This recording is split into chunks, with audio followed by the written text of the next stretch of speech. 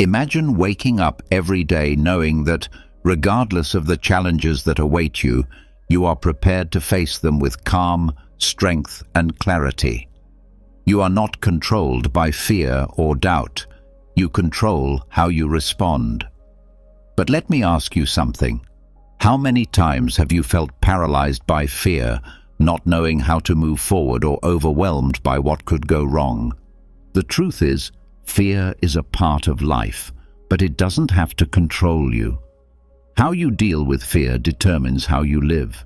If you face it with courage, discipline, and the right mindset, you'll find strength in every moment. But if you let fear dictate your actions, you'll stay stuck, trapped in the same patterns and anxieties. Today, you're going to discover the Stoic path to a fearless life. It's not about eliminating fear, but using it to develop strength, move forward, and live a purposeful life. These are timeless principles that will help you move from fear to focus, from doubt to action. So get ready, because after this guide, fear will no longer be your enemy, but your ally. The screen remained dark for 3 heartbeats before light filtered through, not intensely, but softly, like dawn through fog. A single violin note rang out in the silence, faint and clear. "Breathe with me." The voice came without introduction, neither male nor female, but something in between, a tone that had weathered storms and emerged dry.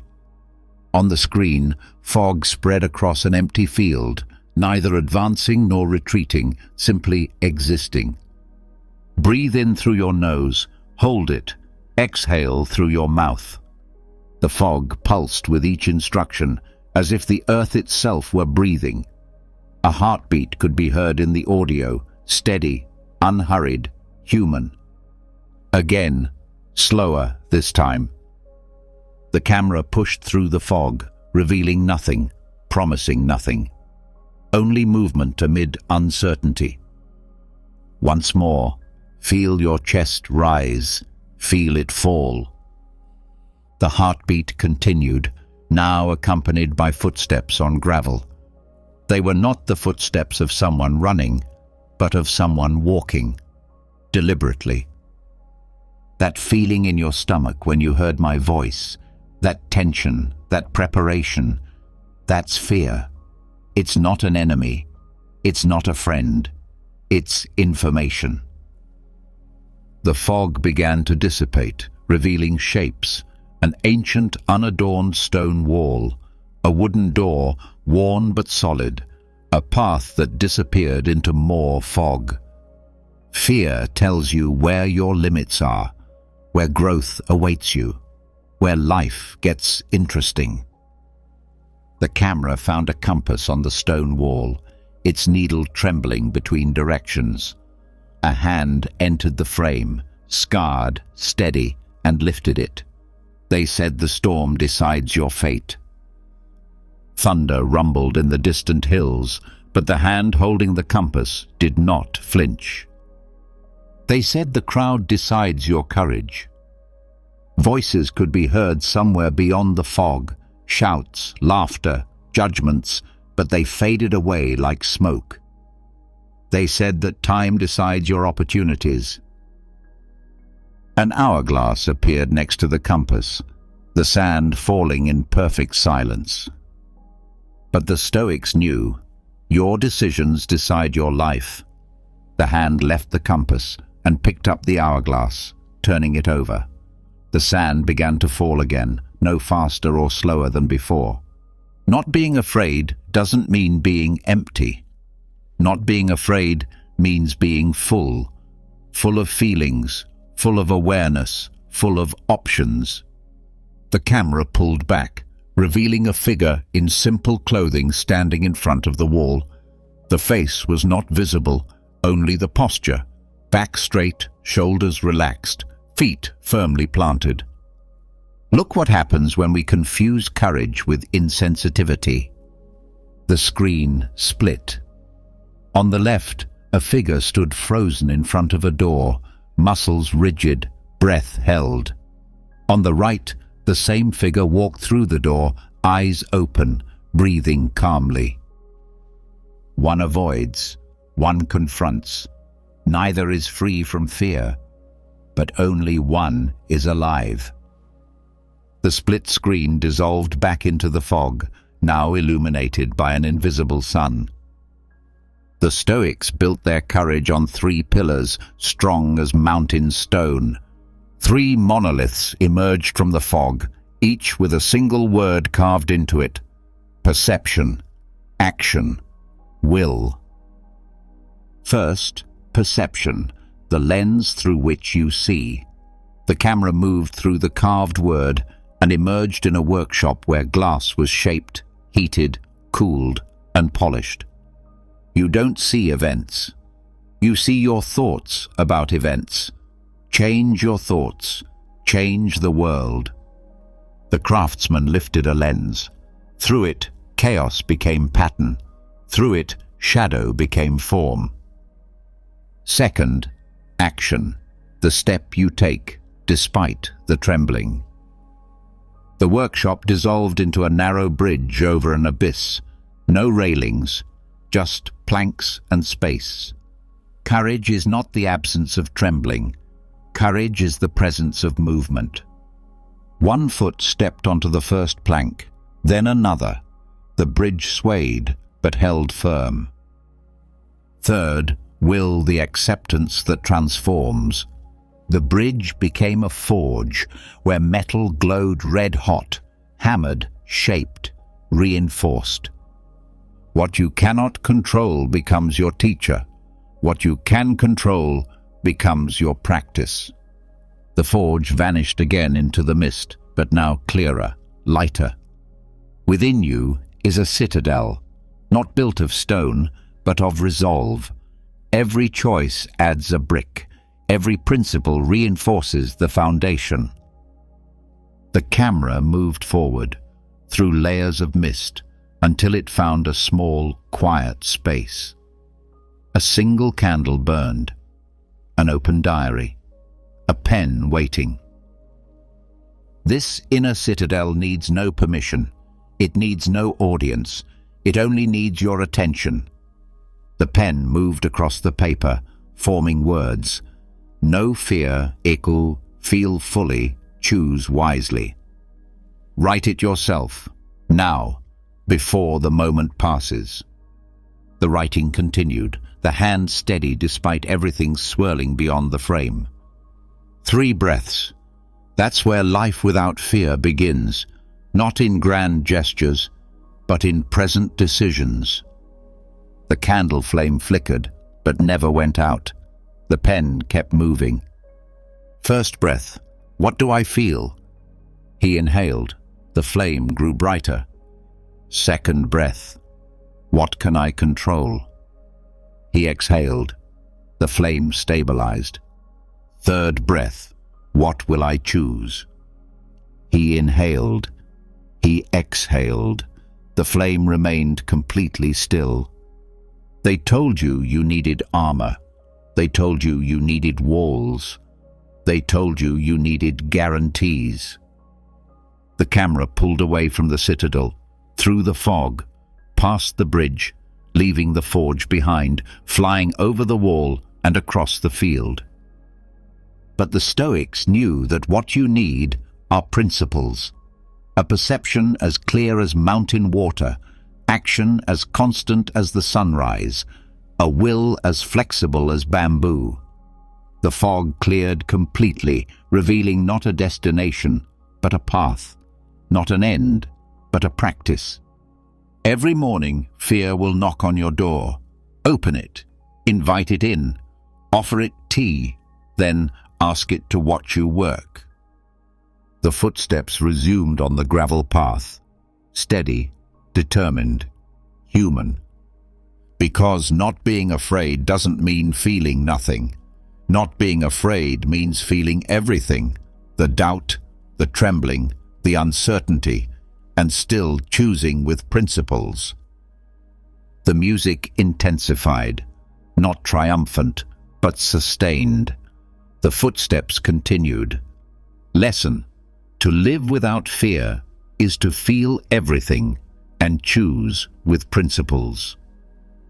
The footsteps stopped in front of a worn wooden table in the middle of an empty field. 3 sheets of paper waited, held down by smooth river stones. Next to them lay a fountain pen with fresh black ink.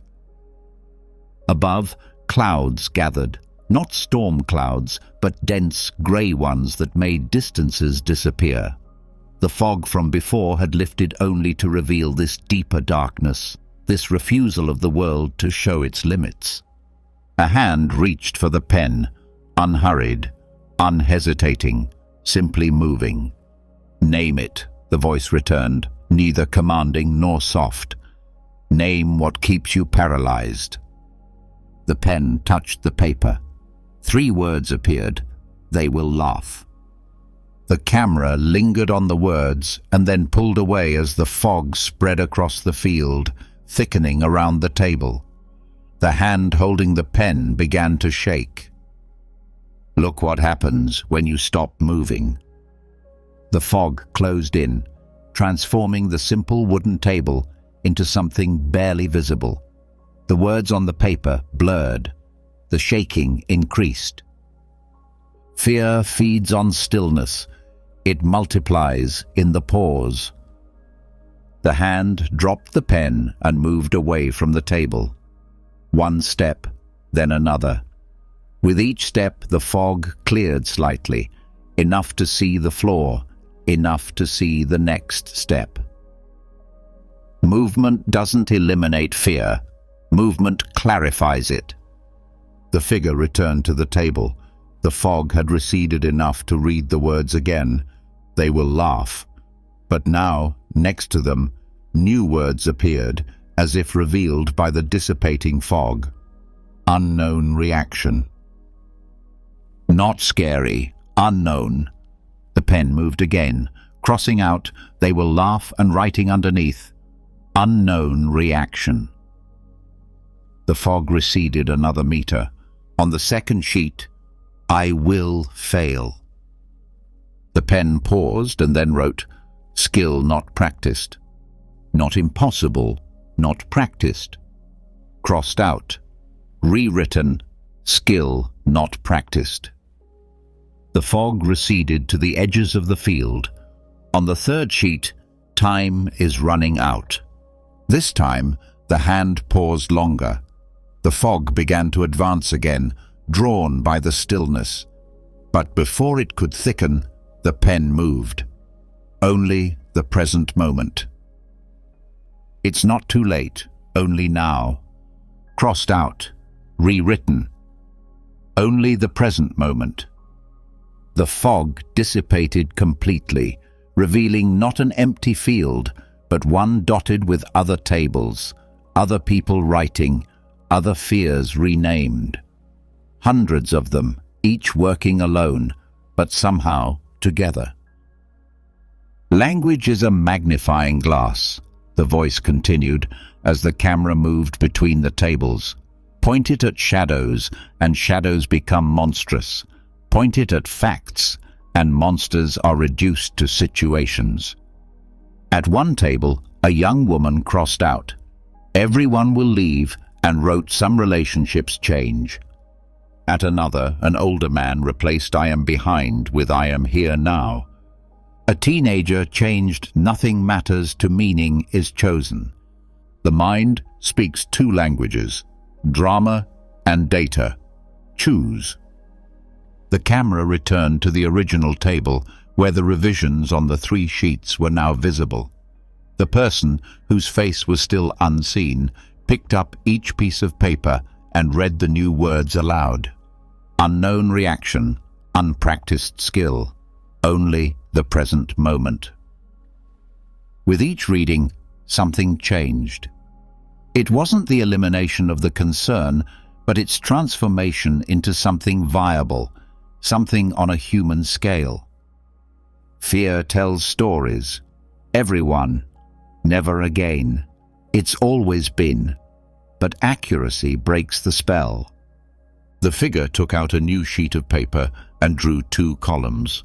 At the top left, story. At the top right, situation. Under history, I'm going to humiliate myself at tomorrow's presentation. The pen moved to the right-hand column. Under situation, I will speak to 12 people for 20 minutes about the quarterly forecasts. Do you see the difference? One is a prophecy of doom, the other is Tuesday afternoon. More entries appeared. Story. My entire career depends on this decision. Situation. This choice affects my next project. Story. If I say what I think, I'll ruin everything. Situation. If I express my disagreement, 3 people might feel uncomfortable for 5 minutes. The list grew longer, and each story deflated into a manageable reality. You think you fear the presentation. You fear your thoughts about the presentation. You think you fear rejection. You fear your interpretation of silence. The camera rose, showing the field from above. The tables formed a pattern, not random but not rigid either. People moved between them, comparing papers and nodding in recognition. When the lens cap is on, all the photos come out black. Take it off, and suddenly the nuances, the details, the depth appear. Someone picked up an old camera and removed the lens cap. Through the viewfinder, the same field was visible, but now sharp and concrete. It was not a terrifying void, but a field of grass with wooden tables. It was not a crushing crowd, but 43 people writing.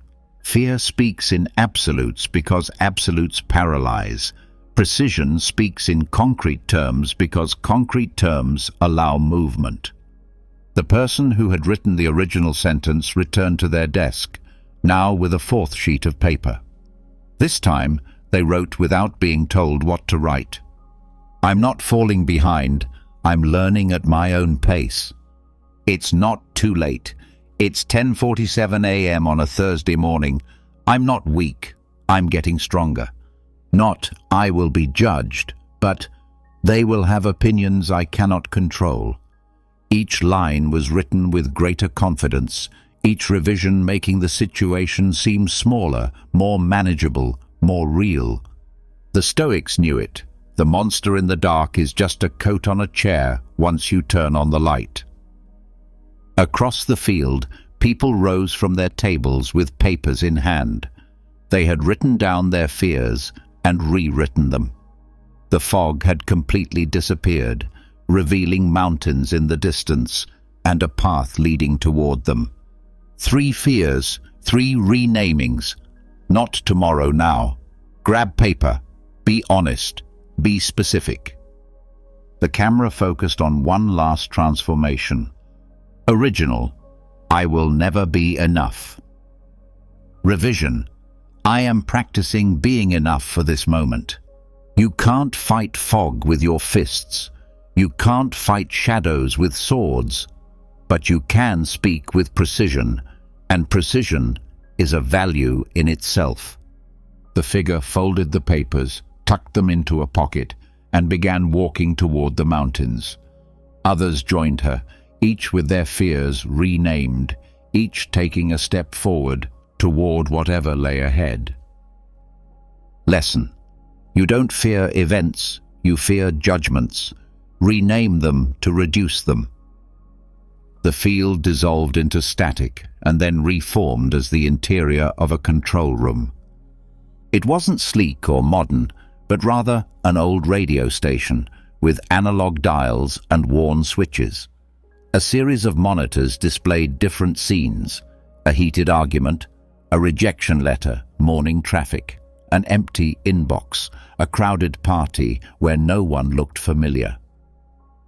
Every second, thousands of impressions flood your system, explained the voice, as hands, now different, older and firmer, moved across the control panel. Most people believe that impressions control them. The Stoics discovered the switches. A red light flashed. Monitor 7 displayed a text message. "We need to talk." The operator's hand hovered over a large red button labeled Panic. Watch the chain reaction. The hand pressed Panic.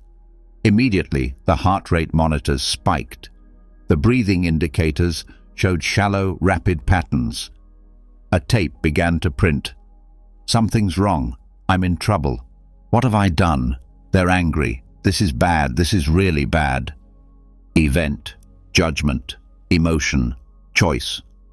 The operator pressed a reset button. The scene rewound. The same text message. "We need to talk."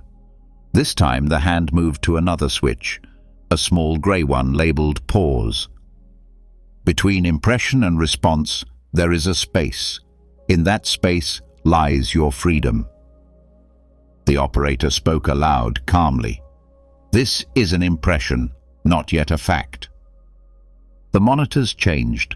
Instead of displaying only text, they now showed options. The impression arrives uninvited. The judgment? That's yours. Along the wall were rows of glass jars, each with a label. The operator walked over and picked one up. Reject. Inside was a dark, swirling mass. Another jar. Failure. More darkness. But then, feedback. Clear liquid. Reorientation. Amber, like honey. Information. Crystal clear. Same event, different jar, different substance. Back at the console, screen 12 lit up. Someone was laughing in a meeting after the operator had spoken. Without the pause button, the chain ran automatically, with pause. The Stoics called them phantasms, impressions that appear in consciousness like images in water. They ripple, distort, suggest, but they are not verdicts. The control room expanded, revealing that it was not unique but connected. Thousands of control rooms, all linked, each person at their own console. Some were pressing panic repeatedly. Others had discovered pause. An elderly woman at a nearby console received an impression, the results of a diagnosis. Instead of interpreting them immediately, she said, "I have an impression in my mind, medical information that requires clear evaluation." She methodically sorted through the judgment options and chose neither catastrophe nor denial, but data requiring response. Event, judgment, emotion, choice. A young man's monitor displayed a job rejection. His hand reached for useless, withdrew, and found pause. This is an impression, not yet a fact. He selected another jar. Incompatibility. The emotion shifted from despair to disappointment. The action changed from giving up to refining the approach. You think emotions happen to you, but emotions happen after you, after your judgment, after your labeling, after your selection of jars. The operator demonstrated this with quick impressions. It starts raining during a picnic. Your partner comes home silently, an email marked as urgent. The impression is not the problem. Automatic judgment is the problem. The screens began to show the same scene from several control rooms, a traffic jam. Each operator received identical sensory data, stopped cars, red lights, honking horns, but their consoles showed radically different responses. Console 1, disaster, anger, honking and gestures. Console 2, unexpected podcast time, satisfaction, episode selection. Console 3, practice patience, acceptance, breathing exercises. Console 4, route information, problem solving, search for an alternative route. Same traffic, different judgments, different lives. The operator took out a notebook and wrote, "Impressions. I can't control. Judgments we completely control." Marcus Aurelius, Emperor of Rome, the most powerful man in the known world, wrote in his diary, "You have power over your mind, not over external events. Realize this, and you will find strength." The lights in the control room dimmed, except for a spotlight illuminating the pause switch. Today, 3 times, you will receive an impression that will normally provoke you. The scathing email, the look from a stranger, the painful memory. When it comes, before the chain is complete, say, "This is an impression, not yet a fact." Create the space, question the judgment, choose the jar. Event, judgment, emotion, choice. Master the space, master your life. The monitors turned off one by one until only static remained, and then they reformed into a simple message. Lesson: mastering the space between impression and judgment allows you to master your life. The table stretched across an empty room, the wood worn from centuries of use. On it were 2 wicker baskets, one within reach and the other just out of reach. Scattered between them lay the contents of a lifetime: photographs, letters, weather reports, medical records, business cards, mirrors, watches. An elderly teacher entered, moving deliberately. She began to sort through the items. "This breath, mine." She placed a small card with the word "breath" on the nearest basket. "Yesterday's rain, not mine." That card went into the farthest basket. The students entered in single file and watched her methodical sorting. A young architect interrupted her. "But rain affects my construction schedule." The teacher took 2 new cards. "Your response to the rain, yours." Nearby basket. "The rain itself, not yours." Far basket. "You build with the weather, not against it." She continued sorting. "This effort, mine. This intention, mine. This discipline, mine." Each one fell into the nearby basket with a soft sound. "The economy, not mine. My mother's approval, not mine. Tomorrow's existence, not mine." They all went into the far basket. A businessman objected. "I need the economy to cooperate. My investments." "Your investment decisions, yours. Market movements, not yours. Your preparation, yours. The timing of the market is not yours." He held up 2 identical keys. "One opens a door you control. The other fits into a sunrise you cannot change." The architect took out his phone and showed the missed calls from an angry client. "He's furious about the delays." "His fury is not yours. Your explanation is yours. His interpretation is not yours. Your professionalism is yours." The teacher drew 2 columns on the board. "Every morning, before coffee, before the news, before the noise of the world begins, organize your day." She demonstrated this with the architect's situation. "Mine, not mine. Do you see the difference? One column requires energy, the other requires acceptance." A mother in the back of the room interjected, "My son's happiness is undoubtedly my responsibility to protect." The teacher's expression softened. "Your love is yours. Your support is yours. Your example is yours." She paused. "His decisions are his. His interpretation of your love is his. His definition of happiness is his." The mother's face tightened slightly. "That sounds like abandonment." "No, it's respect. You give what is yours: presence, guidance, resources. You release what has never belonged to you, his inner world, his path, his schedule." The teacher took out a rope and handed one end to a student.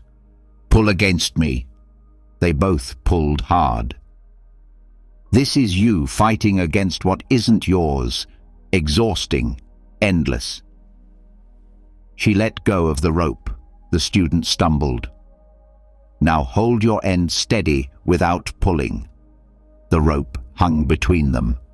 This is focusing on your grip while accepting that the other person's end exists. A nurse raised her hand. Patients who don't follow treatment plans.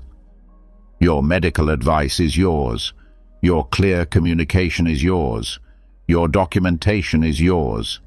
Near basket. Their compliance is theirs. Their beliefs about medicine are theirs. Their life decisions are theirs. Far basket. This breath is mine. This effort is mine. Your opinion is not mine. The professor walked over to the window and pointed to a construction site. Look at those workers. The crane operator controls the levers and signals. That's his. The wind speed is not his. Therefore, he works with the wind, not against it. The concrete mixer controls the proportions and timing. That's his. The temperature does not influence the curing. That's not his. Therefore, she adjusts the mixture, not the timing. Epictetus, who was born a slave, understood this better than emperors. His master broke his leg, something he could not control. His response to that break was entirely his own. He chose philosophy over resentment. He created freedom within slavery. The businessman looked skeptical. That sounds like giving up. Quite the opposite. The professor returned to the table. Look at how people who try to control the uncontrollable exhaust themselves. Parents who try to control their adult children's careers. Executives who try to control market forces. Athletes who try to control judges' scores. Warriors exhausted in wars they can't win. She took out 2 jugs of water. You have limited water, energy, concentration, willpower. She poured it all onto a rock. The water splashed uselessly, forming a puddle and evaporating. That's fighting against what isn't yours. She refilled the jug and poured the water into a flower pot. Green shoots were already visible. That's taking care of what's yours. Your thoughts are yours. Your judgments are yours. Your values are yours. Your effort is yours. Your preparation is yours. Other people's thoughts are theirs. Other people's judgments are theirs. The past is past. The future is yet to be written. Other people's opinions are time. A teenager near the door sneered. Other people's opinions matter. They determine opportunities. Their opinions exist, yes, just as rain exists. You dress for the rain. You work despite the rain. Sometimes you benefit from the rain, but you don't argue with the rain. The teacher drew an umbrella on the board. Preparation for other people's opinions is yours. Other people's actual opinions are theirs. She returned to the baskets, now full. The nearest basket contained perhaps 30 cards. The farthest basket overflowed with hundreds. Look at the proportions. Most of life is not under your control, but that little pile. She lifted the nearby basket. Everything that matters is here. Your character, your effort, your response, your next step. The room fell silent. Each person mentally sorted out their own life. The mother whispered, "My son's happiness is not mine. My presence when he needs it is mine." The architect nodded. "The delay is not mine. My honest communication is mine." The nurse said, "His healing is not mine. My competent care is mine.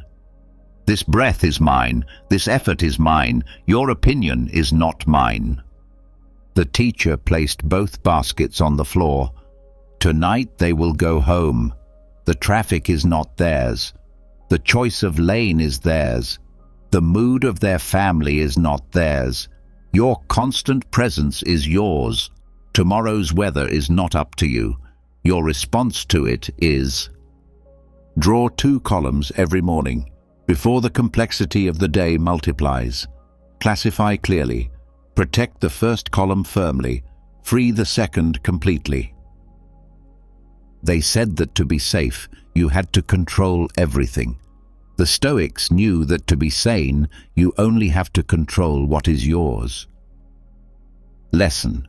Peace begins when you stop arguing with what you cannot control.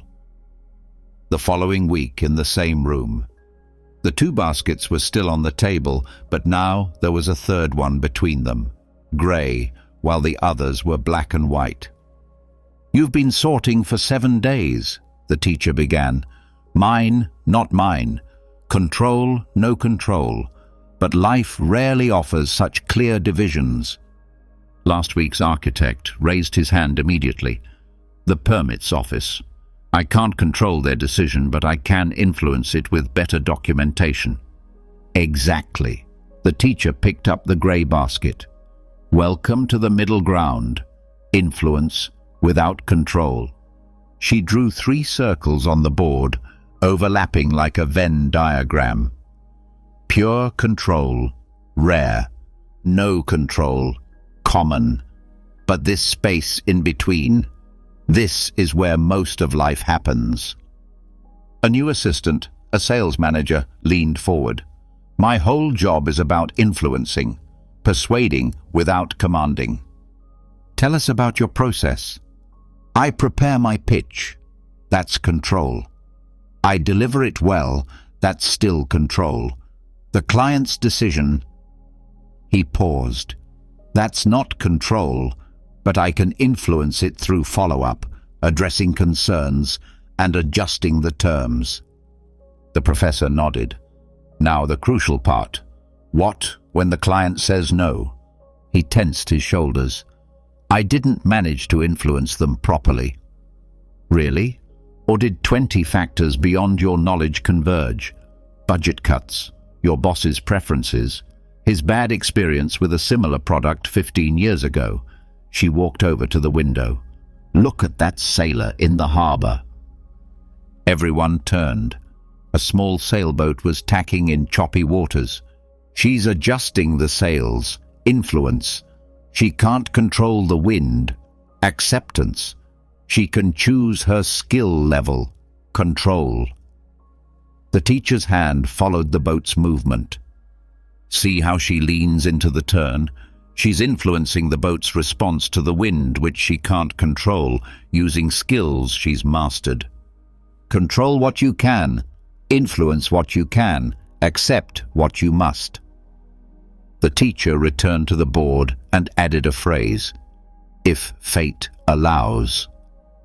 Marcus Aurelius, Emperor of Rome, the most powerful man in the known world, added, if fate allows, to his plans, not out of weakness, but out of wisdom. Tomorrow I will go to the Senate, if fate allows. I will finish this campaign before winter, if fate allows. Last week's mother looked confused. Isn't that giving up before you start? Quite the opposite. It's committing yourself fully without attaching importance to the results. The teacher took out a bow and arrow. Look, she drew the bow to a perfect shape and aimed at a target. My posture, control. My shot, control. The flight of the arrow, influence through aim and technique. The gusts of wind, acceptance. She released the string. The arrow flew straight for a moment, but then veered to the left due to a sudden gust of wind and hit the edge of the target. Did you miss? She asked those present. Bad luck, someone replied. No, it's reality. I controlled what was mine perfectly. I skillfully influenced what I could. I gracefully accepted what happened. He picked up the arrow. Again, if fate allows. Last week's entrepreneur shifted uncomfortably. That sounds like an excuse. I did everything I could, if fate allows. Did you try with all your might? Or did you take control of the areas of influence? The teacher took out a plant. I water it. Control. I place it where it gets light. Control. I create the conditions for it to grow. Influence. Its actual growth. Acceptance. She pointed to the dead leaves on the plant. If I get angry with these leaves, insisting that watering them should guarantee results, I am confusing influence with control. A young teacher in the group spoke up. My students' learning. A perfect example. The teacher drew a classroom on the board. Your lesson plan. Control. Your clear presentation. Control. Your enthusiasm. Control. Creating the conditions for learning. Influence. Their actual learning. Acceptance. But I'm evaluated by their grades. Evaluation exists. Accept it. Your response to it. Control. Documenting your methods. Control. Advocating for fair evaluation. Influence. Control what you can. Influence what you can. Accept what you must. Last week's nurse nodded slowly. Patient recovery. I control the quality of treatment. I influence through education and encouragement. I accept their body's response. Yes, and the disclaimer. The nurse thought for a moment. Today I will provide excellent care, if fate allows, that is, if I don't have a car accident, if the hospital stays open, if the supplies arrive. That's not pessimism, it's pragmatism. You are fully committed while recognizing the complexity of life. The professor drew 3 columns on the board: control, influence, acceptance. The middle column, where attachment dies, but commitment lives. He took out a letter. My daughter's college application. My influence? I helped her write her essays, paid for test prep, drove her to visit campuses. My control. Only my own actions. Acceptance. Whatever happens, if fate allows it. Did she get in? Asked the architect. Does the director care? I influenced without attachment. She learned to strive without clinging. The result? He smiled. She belongs in the 3rd basket. A startup founder in the back stood up. My investors. The quality of your presentation. Control. Your follow-up. Control. Creating favorable conditions. Influence. Their decision to invest. Acceptance, if fate allows. Control what you can. Influence what you can. Accept what you must. The teacher returned to the grey basket. This middle space is what confuses people the most. Either they try to control it, which leads to exhaustion, or they abandon it, which is a waste. The key? Total commitment, 0 attachment. She took out a tennis ball and bounced it. Identify 1 lever of influence for today. Just 1. Something you can influence but not control. Apply your skills without clinging to the outcome. The room fell silent, everyone deep in thought. The architect. The permit reviewer's understanding of my plans. The mother. My son's mood, thanks to my calm presence. The nurse. The comfort of a difficult patient through extra care. Perfect. Influence skillfully, then let go. Lesson. Influencing without attachment multiplies results and preserves calm. The teacher raised a wine glass, the surface of which was covered with fingerprints and smudges. Through it, the lights in the classroom scattered in chaos. Shapes were distorted and colors mixed together. Your perception at this moment. She turned the glass slowly. It's not broken, just dirty. She took out a cloth and began to polish it. With each circular movement, the glass became cleaner. The same lights now pass through it, clean, clear, real, useful. The same reality, different lenses. A new face in the group, a recently divorced lawyer, laughed bitterly. Nice metaphor. My ex-wife destroyed 20 years. Enough. The teacher's voice was sharp. Watch your language. Destroyed. 20 years. You've already hurt yourself twice, once with the event and once with your words. She wrote on the board. Destroyed 20 years. Now look. She erased it and wrote again, changed the next chapter. The same event, a different perspective.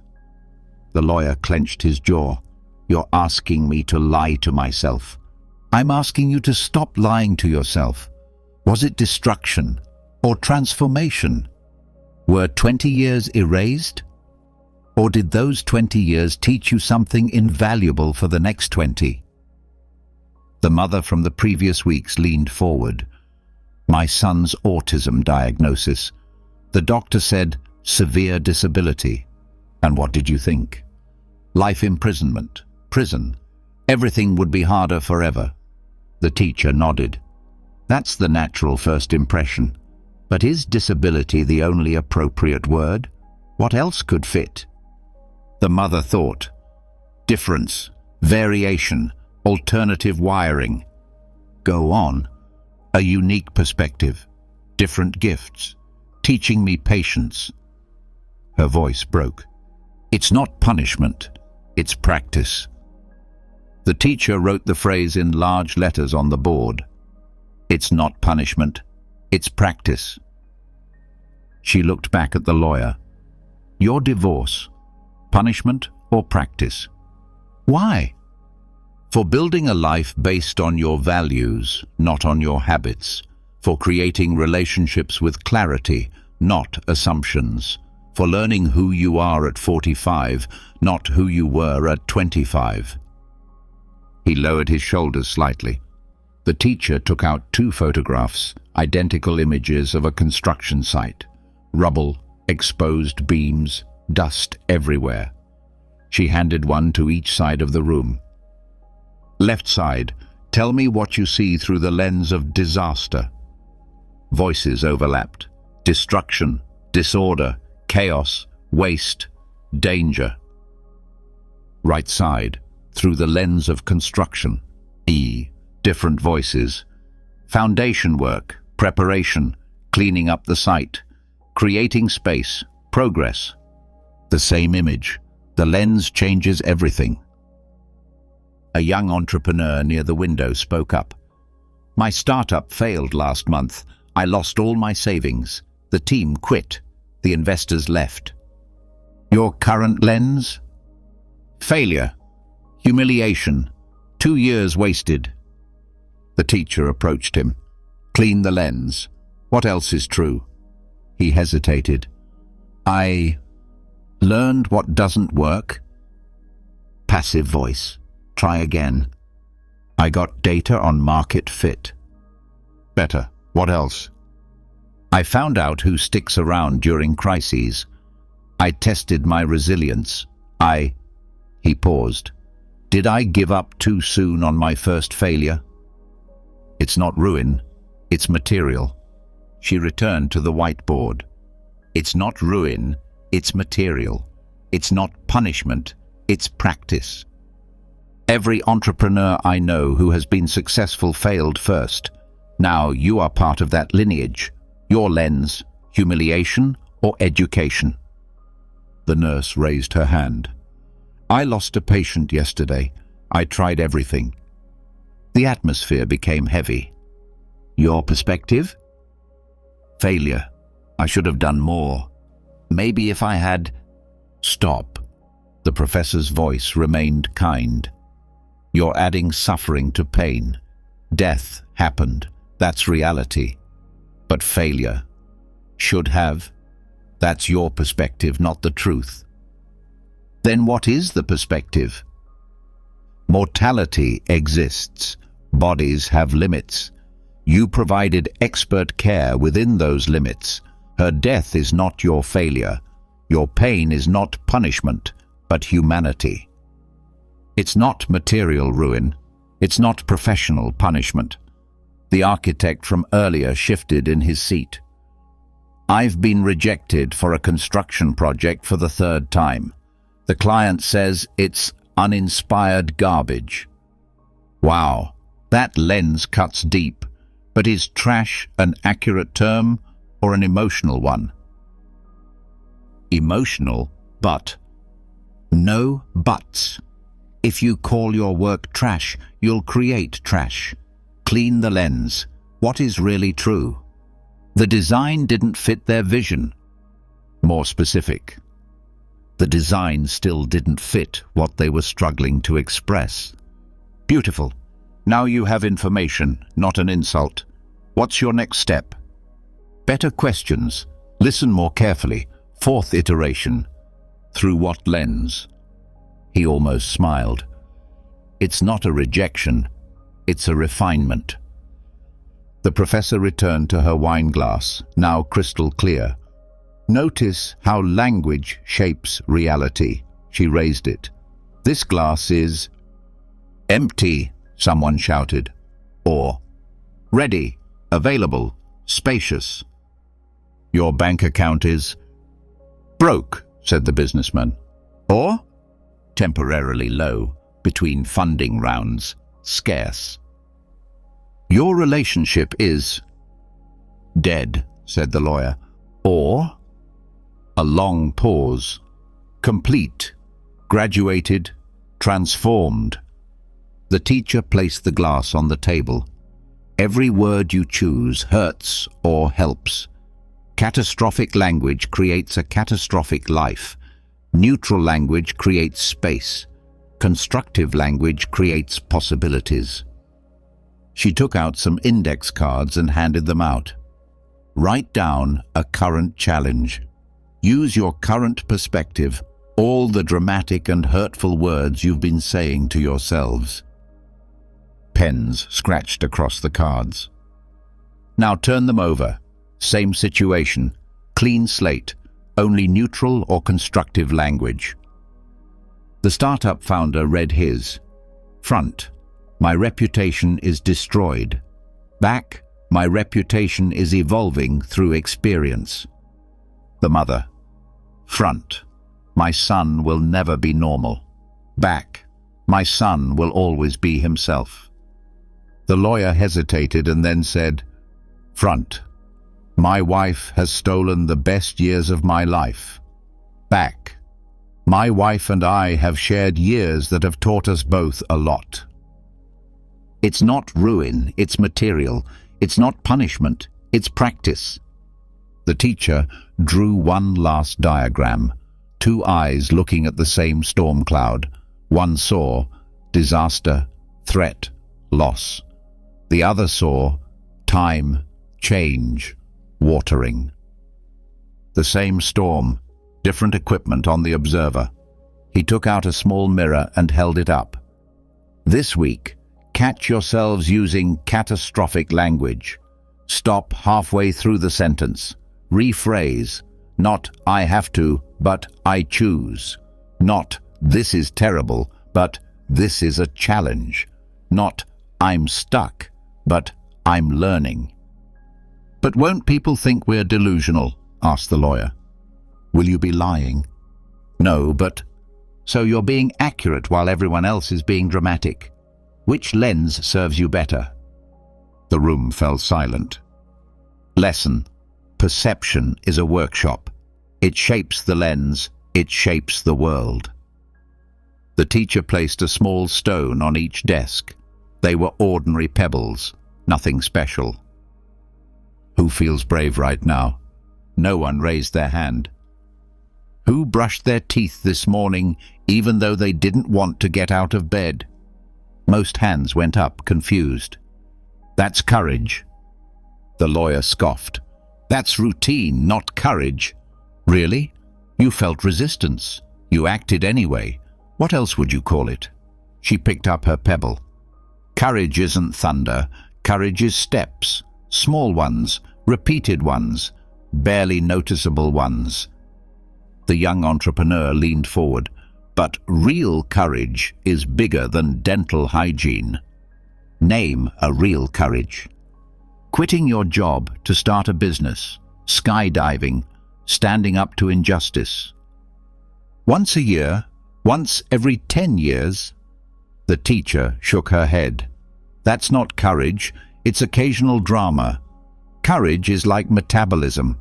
Either you practice it several times a day, or it atrophies. She wrote on the board, before noon, before night. 2 brave things every day. Small ones count, especially small ones. The nurse frowned. Define brave. Acting despite resistance. Speaking despite hesitation. Start despite doubt. That's all the hard stuff. Exactly. Make the call you've been avoiding. Brave. Start the task that intimidates you. Brave. Apologize first. Brave. Say no to the invitation you don't want. Brave. The teacher took out her phone. Look. She dialed a number and put it on speaker. 3 rings. Hello? Hi, Mom. I need to tell you something. Your comment about my weight last week hurt me. I love you, and I need you to stop making comments about my body. Silence. Then, oh, I didn't realize. I'm sorry, sweetheart. Thanks. See you on Sunday. She hung up. The room fell silent. 40 seconds. 1 brave thing before noon. Done. Her mother whispered, Did you just call your mother in front of strangers? Not tomorrow now. Not perfectly, but sincerely. The architect raised his hand. That took you years of therapy to prepare. No, it just took me a decision this morning. Therapy helped me express it. The courage came when I dialed the number. She returned to the board. You're waiting to feel brave before you act bravely. It's the other way around. Act first, let the courage catch up with you. But the feeling, that's optional. Courage is a behavior, not a feeling. The lawyer crossed his arms. This is semantics. Is it?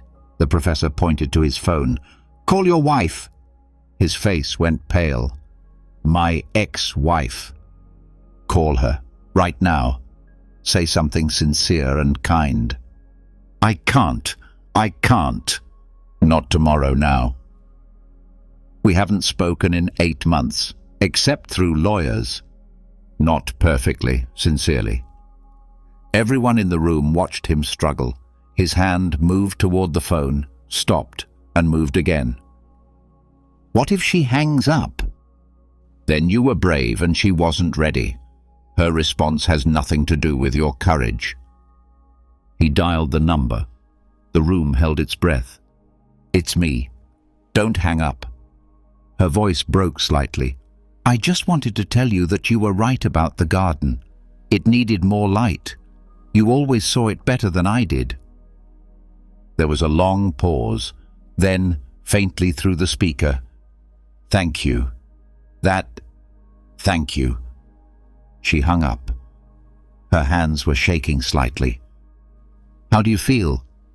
Terrified, sick, and... He searched for the words. Cleaner. Courage often feels like nausea with a purpose. The professor smiled. But you just metabolized 8 months of silence in 30 seconds of truth. She moved around the room. Courage as metabolism means a small, steady consumption of fear, not gorging on it once a year, a daily digestion. The startup founder spoke up. I've been avoiding calling the investors who turned me down to ask for references. When are you going to call? Next week, when I've perfected my... Not tomorrow now, but I'm not ready. Not perfectly, honestly. He took out his phone, searched for a contact, and hesitated.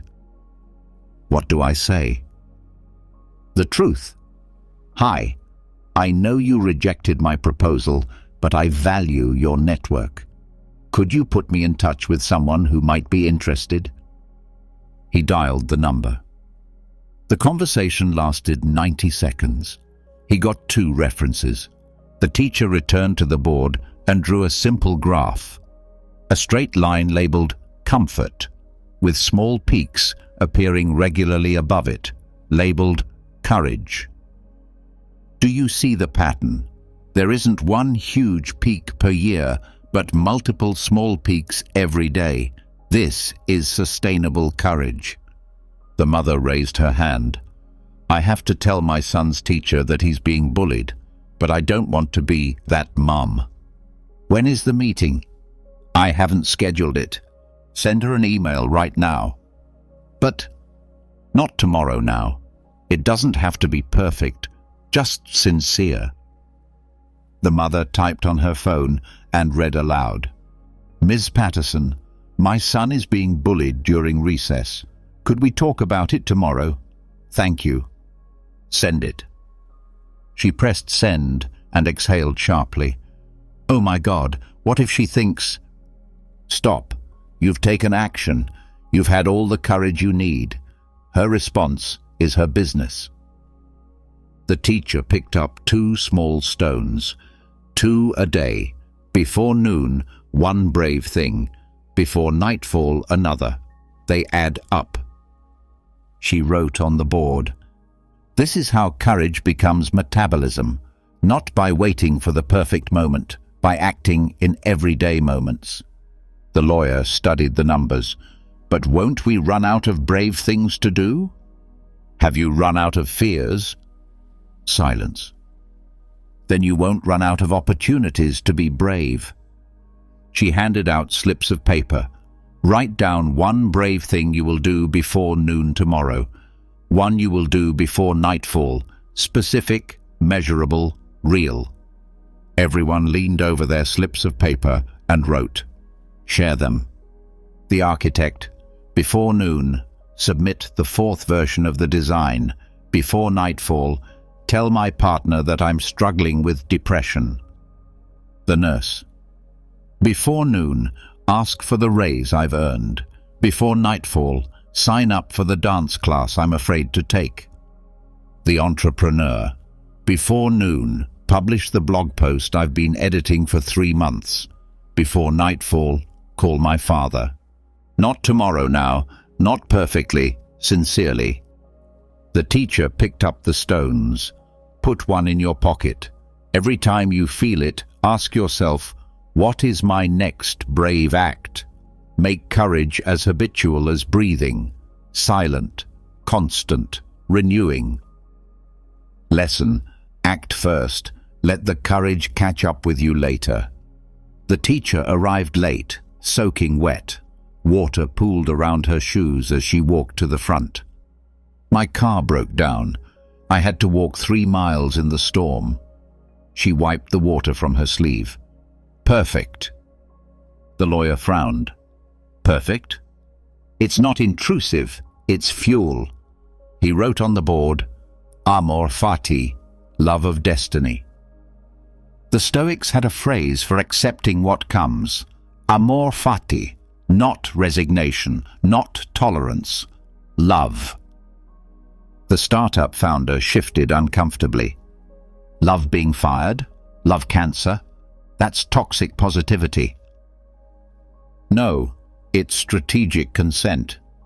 He drew a fire on the whiteboard. Imagine a fire that not only sustains the fuel, but uses it.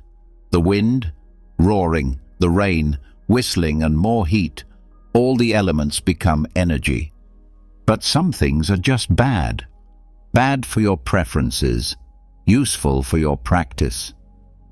She pointed to her wet clothes. "This morning I planned to arrive dry, prepared, calm.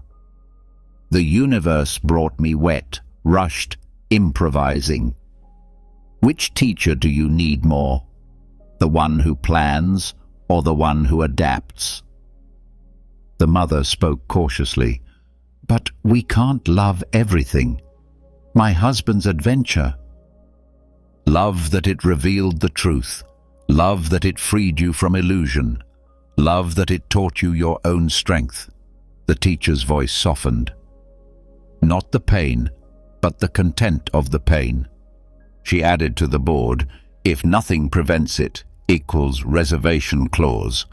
Marcus Aurelius never made plans without adding, if fate permits. It's not pessimism, it's realism. I'll be there at noon, if nothing prevents it. We'll have dinner on Tuesday, if nothing prevents it. The architect laughed bitterly. So we have to wait for failure? We have to wait for reality. Reality includes obstacles. He drew an arrow hitting a wall and then circled it. The reservation clause is not giving up, it's flexibility. The nurse raised her hand. Yesterday, I did my 2 brave things. I asked for a raise and they turned me down. I signed up for dance classes and they were full. Perfect material. What did you build from that? Nothing. I went home and ate ice cream. The first response is natural. What's the second? The nurse thought. The pay raise rejection. I could ask what specific metrics I need to meet. The dance class. There's another one starting next month. It's not an enemy. It's energy. The teacher took out her phone and showed them an email. The workshop space is double booked. You'll have to find another location. Sorry. I got this on my way here. The delivery guy is here. What wood did he bring? She smiled. Intimacy. A smaller space means a closer connection. Adversity means shared experience. We're no longer in a conference room, we're in a laboratory. The entrepreneur's phone vibrated. He looked at it and his face fell. My biggest client just terminated our contract, effective immediately. The room fell silent. The professor approached. The courier just arrived, just as we were here. Together. What's in the package? Bankruptcy. What else? No. His voice broke. 13 months of work. Lost. Not lost. Transformed. Into what? He stared at the termination email. Freedom to fire them first. I'd hated working with them for 6 months, but I needed the money. What else? The urgency. I've been putting off 5 smaller clients because this one was taking up all my time. The messenger has brought you 5 opportunities disguised as a loss. He returned to the whiteboard. It's not an intruder, it's fuel. It's not an enemy, it's energy. The lawyer stood up abruptly. This is crazy. My son has autism. Should I want that? Should I be grateful for his difficulties? Love that he teaches you patience you would never learn otherwise. Love that he shows you a different way to experience the world. Love that he breaks your addiction to normal. She looked him in the eyes. Love your son completely, which includes loving how he shapes you. He clenched his jaw. That's not fair to him. Fair is your judgment. Reality is what it is. Your son exists as he is. You can resist that reality and suffer twice, once for the challenge and once for the resistance. Or you can accept it and suffer once and then take advantage of it. She wrote, today's interruptions is tomorrow's strengths. Make a list, she ordered him. All the interruptions from this morning. They wrote, now convert each one. Write, use it, and a way to do it.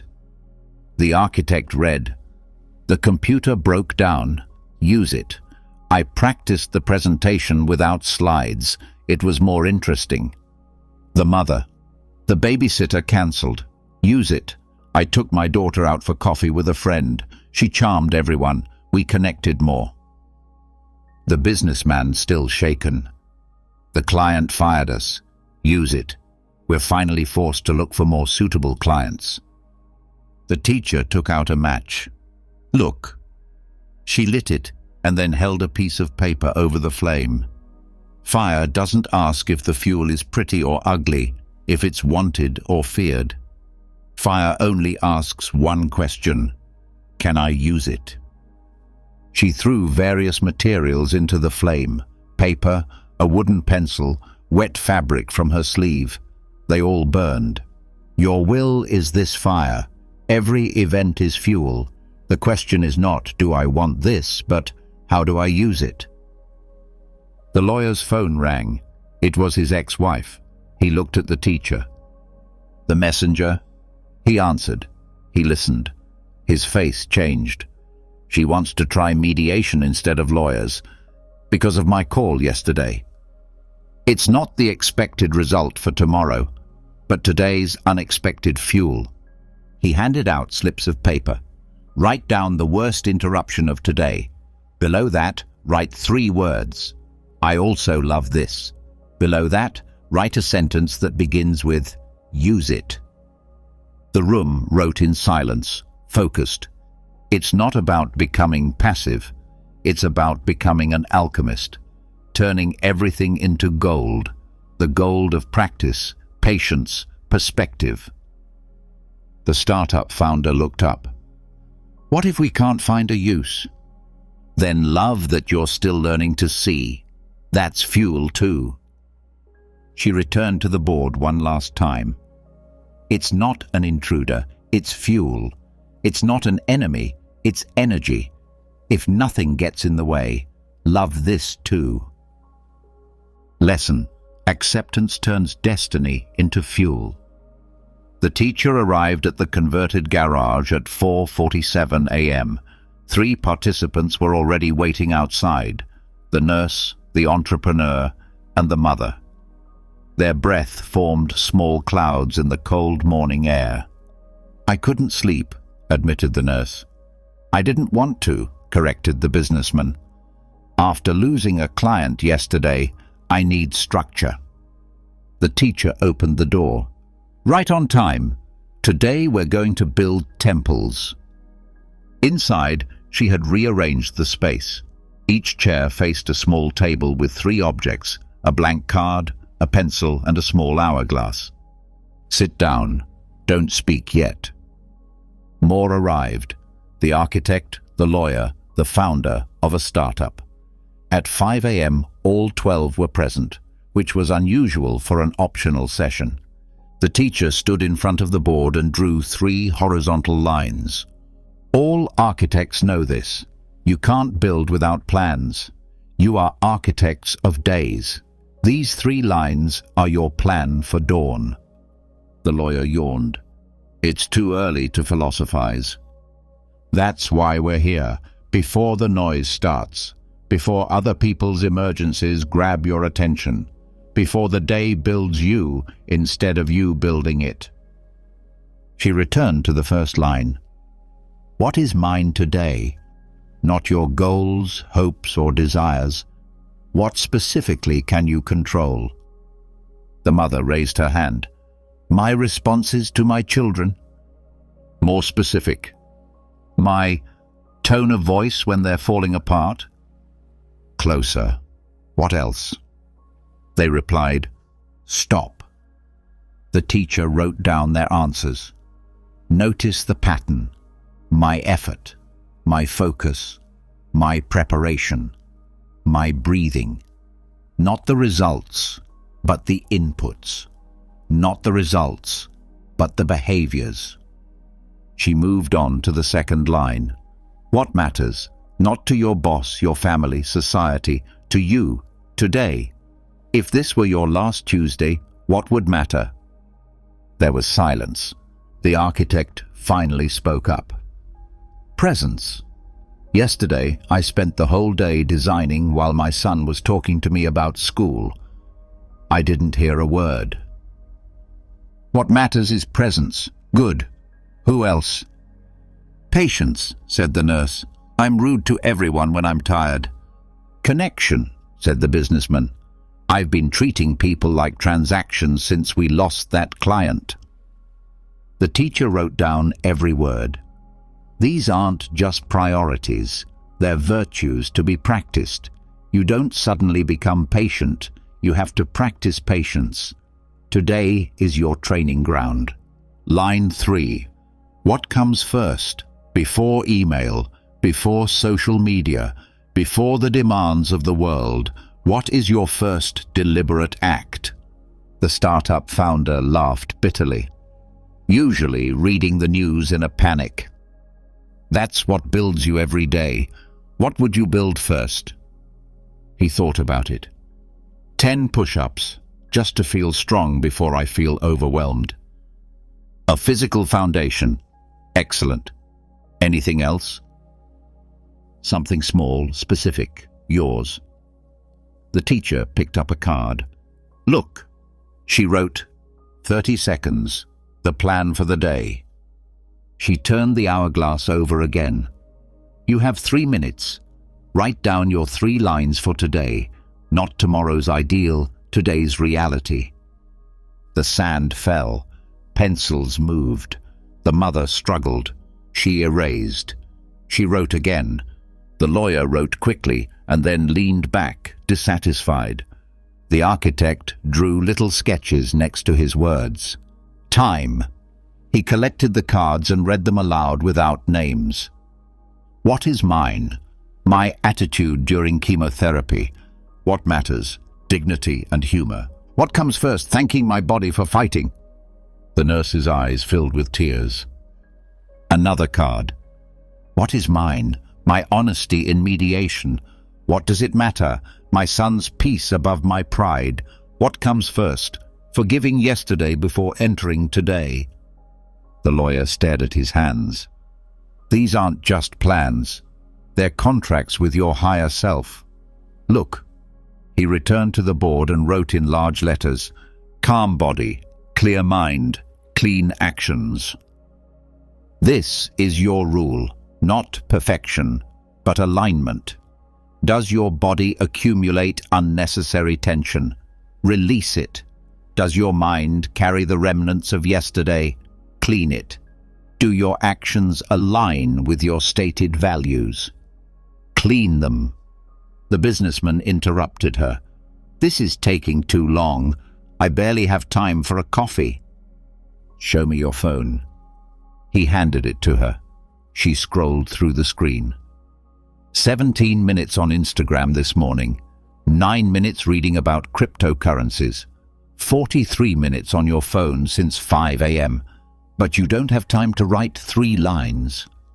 She addressed everyone. You have time for what you decide is important. The question is, do you decide or do you let yourself be carried away? The mother took out her phone and showed the home screen. There were dozens of red notifications. This decides my morning. Delete them. The notifications? The apps. Move the ones you don't want to delete to the third screen. Create friction between you and what drives you through life. Several participants immediately began reorganizing their phones.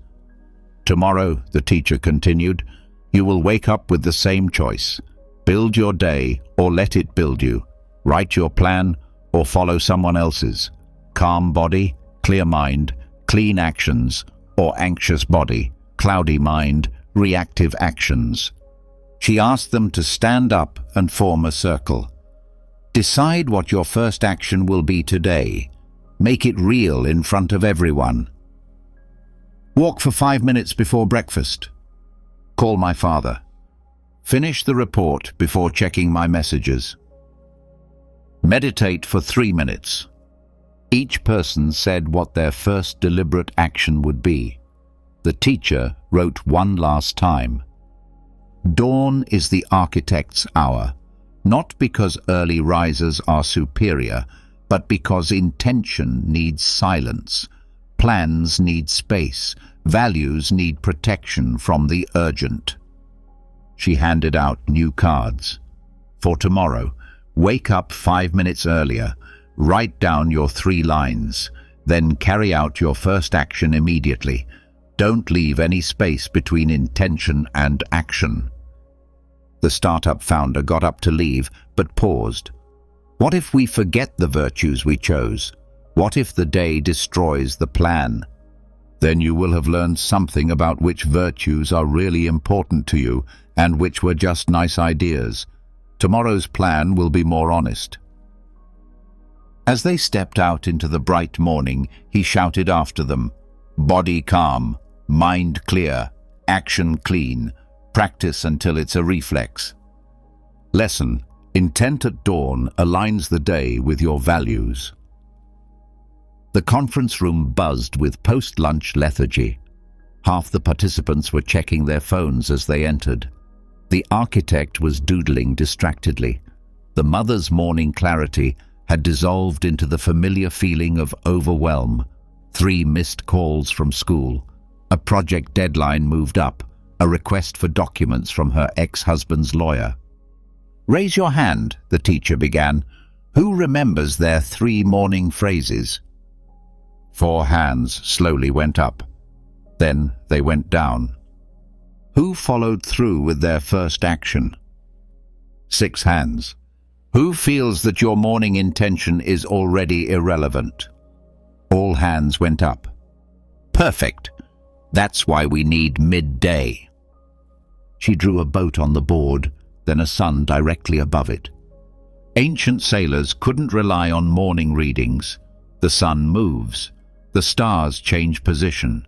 Currents pull. That's why they developed midday observation. When the sun reaches its highest point, you stop and recalculate your position. The lawyer shifted uncomfortably. "I've been in court all morning. I haven't had time to stop and philosophize." 3 minutes, that's all. He set a timer on his phone. "Now, let's practice." He wrote on the board, "Review, reorient, resume." First, review. Don't criticize yourself, just facts. Where did you go off track? He took out his own morning card, marked with red ink. "I chose patience as my virtue. At 10 a.m., I responded rudely to the parking lot attendant. Useful information." The nurse laughed. "I chose presence.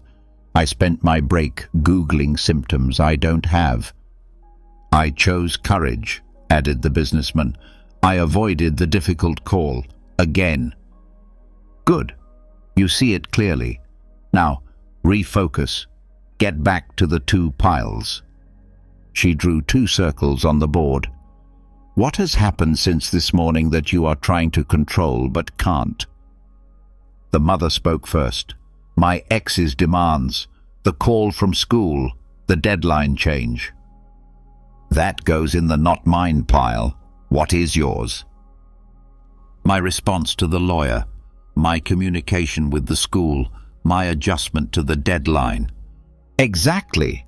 You can't control the waves. You have to adjust the sails." The teacher walked over to the window and pointed to the sun. "The midday light is harsh. It shows everything. The optimism of the morning has faded.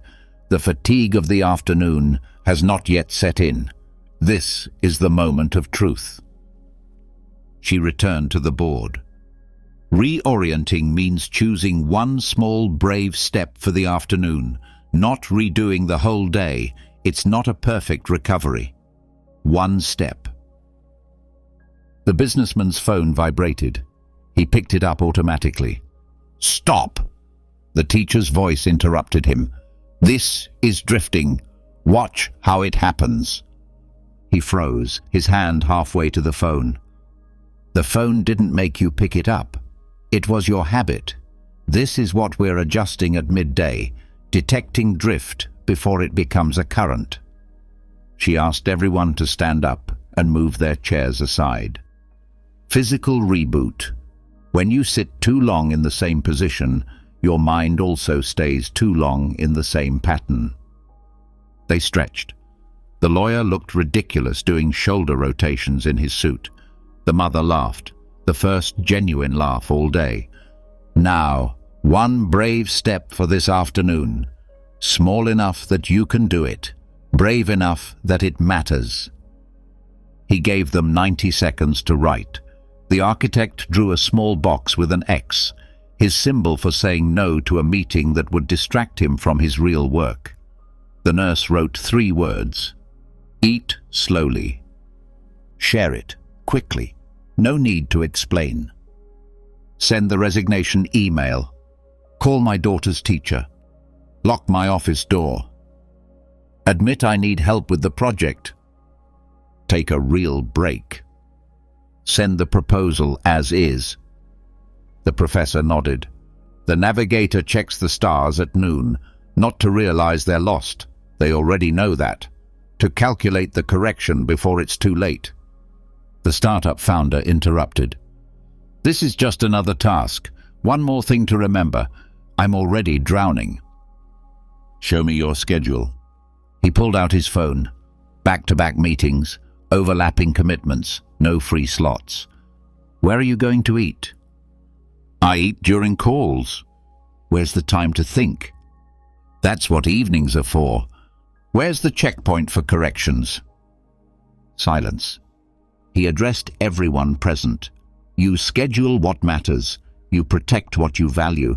If you don't spend 3 minutes correcting your course, then drifting is your plan. He asked them to take out their phones. Set an alarm. 12:30 p.m. Name it, review, refocus, resume. When it goes off, stop.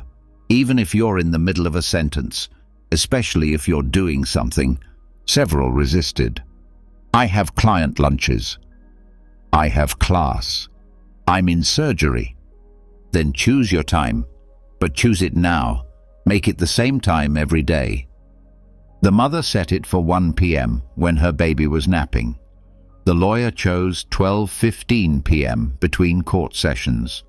The nurse chose 2 p.m. when she changed shifts.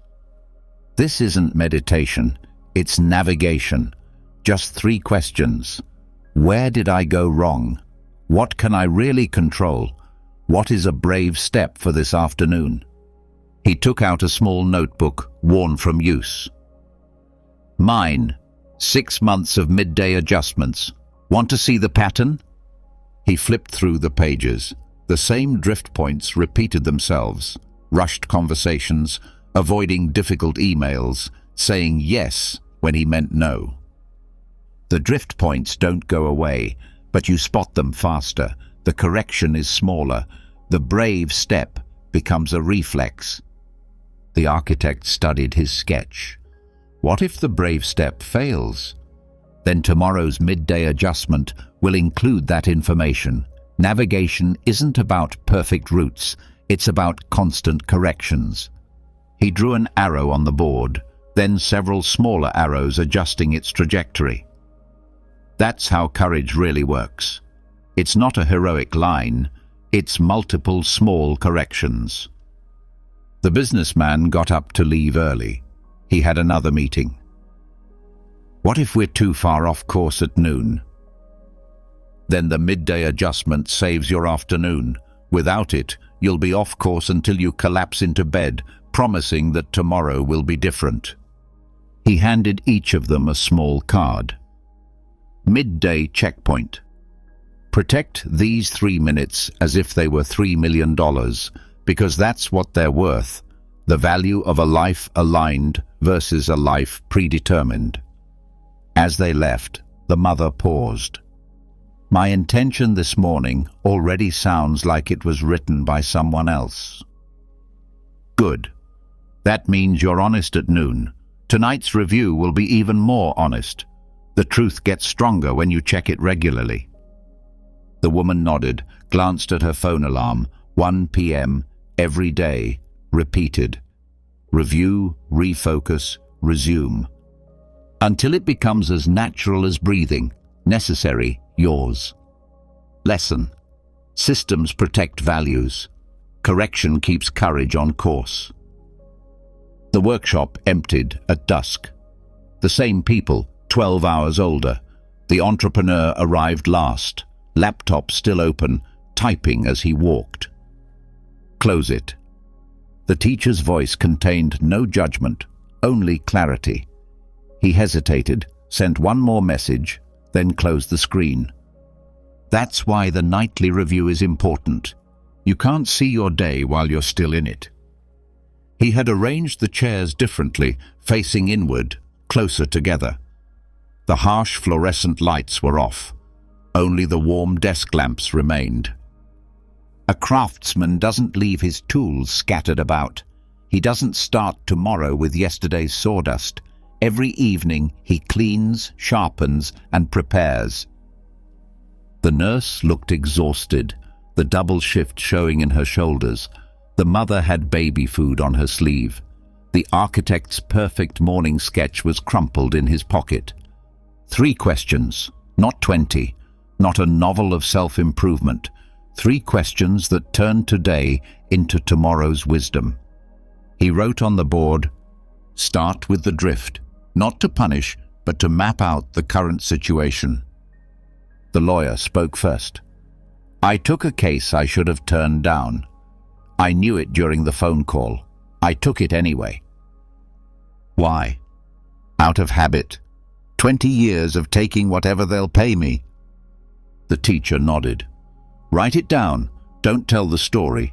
Just, I got carried away. I took the wrong case. Writing it down is more important than the novel."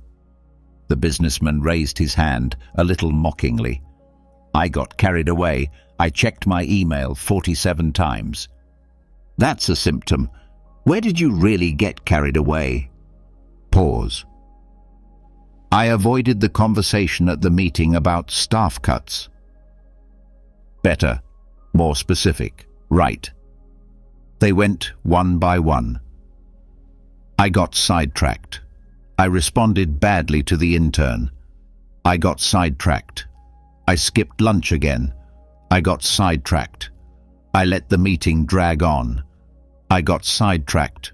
I didn't call my mother." Now, in what cases did you stand your ground? This is harder. We're trained to see failures, but we're blind to successes. There was silence. The mother began. "I stuck to my morning intention to play with my son, even though the emails piled up, 15 minutes on the floor with blocks." The architect sat up straight. "I told the client the truth about the schedule. I thought I would lose the project. They respected that." "I sent the termination email," said the startup founder. "I had been putting it off for 3 months." "I didn't drink at lunch," said the lawyer quietly. The nurse. "I took my break. I left the floor for the first time in weeks." Write that down too, with the same precision. "I stood my ground. I told the truth. I stood my ground. I took a break." These aren't participation trophies.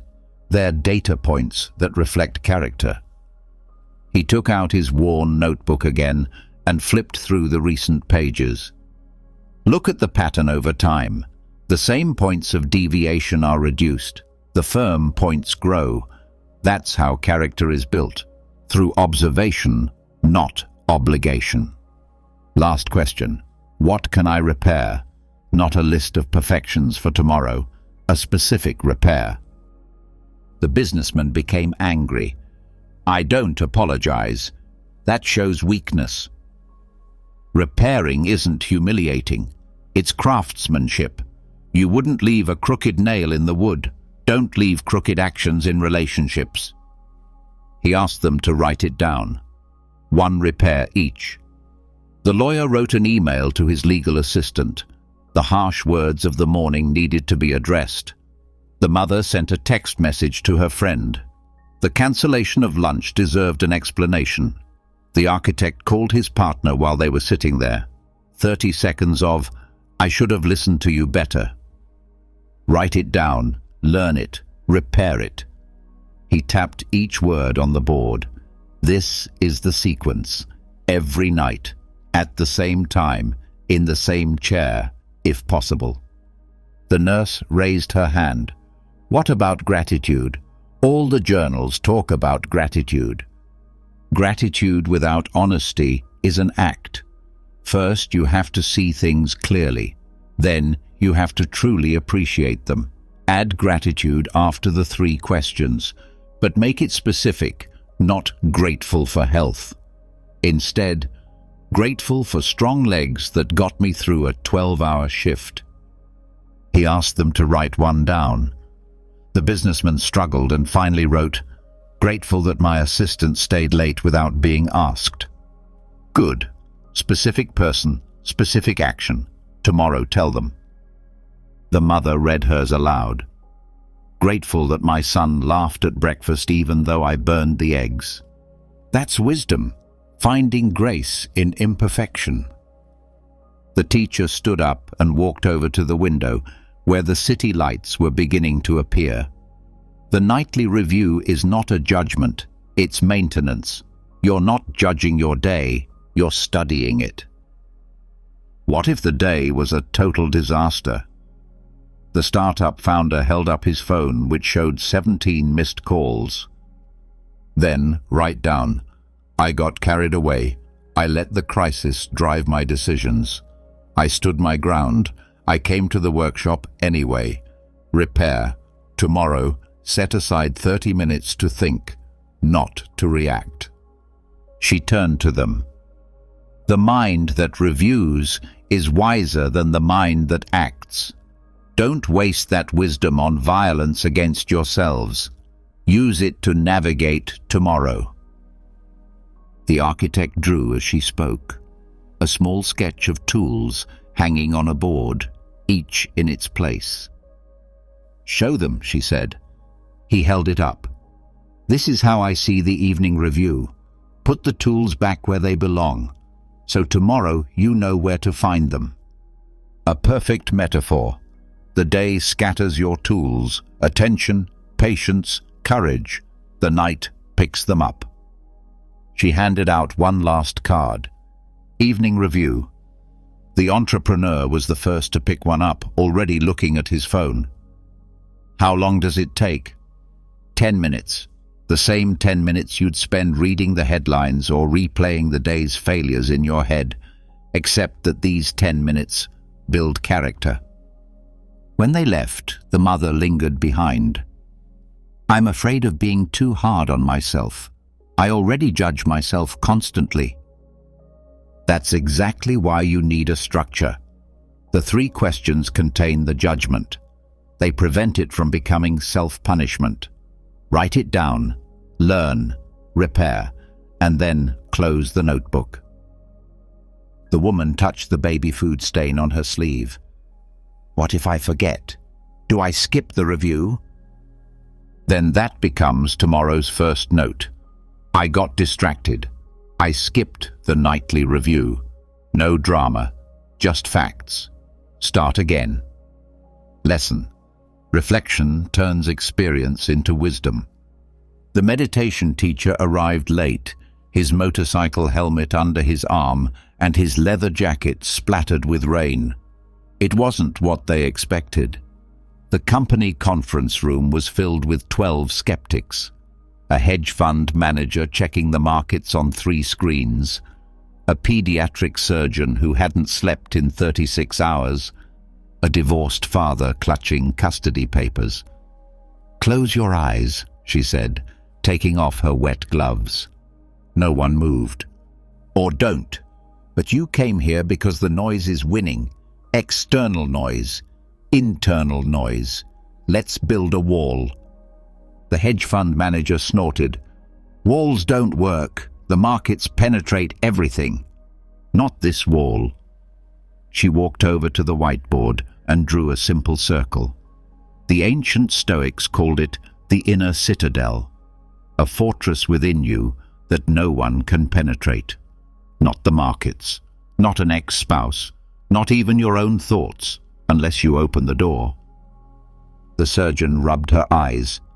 "I don't have time to meditate. Patients need..." This isn't meditation, it's architecture. We're building a space that can be accessed in 30 seconds. From an operating room, from a trading floor, from a custody hearing. She drew a smaller circle inside the first one. This is where you really live, not in your apartment, not in your office, in this quiet space behind your ribs. The divorced father shifted. Sounds like escapism. Quite the opposite. It's where you prepare for reality. All generals had a tent where they studied maps before battle. This is yours. He walked over to the window and watched the rain hitting the glass. First tool, breathing. Not yoga breathing, not special breathing, tactical breathing. The investment fund manager continued typing. She walked over and placed a hand on his keyboard. 4 seconds to inhale, 6 seconds to exhale. That's it. The Navy uses it. Surgeons use it. You're going to use it. Why 6 seconds to exhale? A longer exhalation activates the parasympathetic nervous system. It lowers your heart rate. It eliminates cortisol. It creates space between you and panic. She made them practice. The room filled with uncertain breaths, too fast, too shallow. The surgeon held her breath between each count. The father breathed through his mouth, through your nose, down into your abdomen. Your shoulders should not move. She demonstrated with one hand on her stomach. When you breathe with your diaphragm, you can't panic. It's physiologically impossible. The body tells the mind, we are safe enough to breathe deeply. After 2 minutes, the room seemed different, calmer, even though the traffic was still roaring outside. Second tool, anchor phrases, not affirmations, not wishful thinking, the truth you can lean on when everything is shaking. She wrote on the board. The hedge fund manager looked up. That's it? Hallmark cards? Marcus Aurelius ruled an empire with phrases like these. When the plague struck Rome, when his best friend betrayed him, when his son disappointed him. He wrote in his journal, "Be like the rocky promontory against which the waves constantly break." The surgeon chose one thing at a time. The father chose, "This too shall pass." The stock trader hesitated and finally wrote, "The market is not my master." Now combine them. Breathe and say the phrase. Count to 4 as you inhale and think about the first half. Count to 6 as you exhale and think about the second half. He demonstrated. Inhale. Be the still point. Exhale. Be the guardian of your gate. They practiced. At first it felt awkward. The father moved his lips. The surgeon counted on her fingers. But after 5 rounds, something changed. Shoulders relaxed. Their jaws loosened. This is your strength. No one can enter without permission. Your ex-husband can't. Your boss can't. The news can't. You decide who comes in. A young teacher in the back raised her hand. What about my own thoughts? They're the worst intruders. Good question. Thoughts knock on the door. You don't have to answer. Observe them. Name them. Anxiety is knocking at the door. Resentment wants to come in. But keep breathing. Keep your phrase. They can't come in if you don't open the door. She had them practice with real-life situations. Surgeon, you just made a mistake in the operating room. What happens?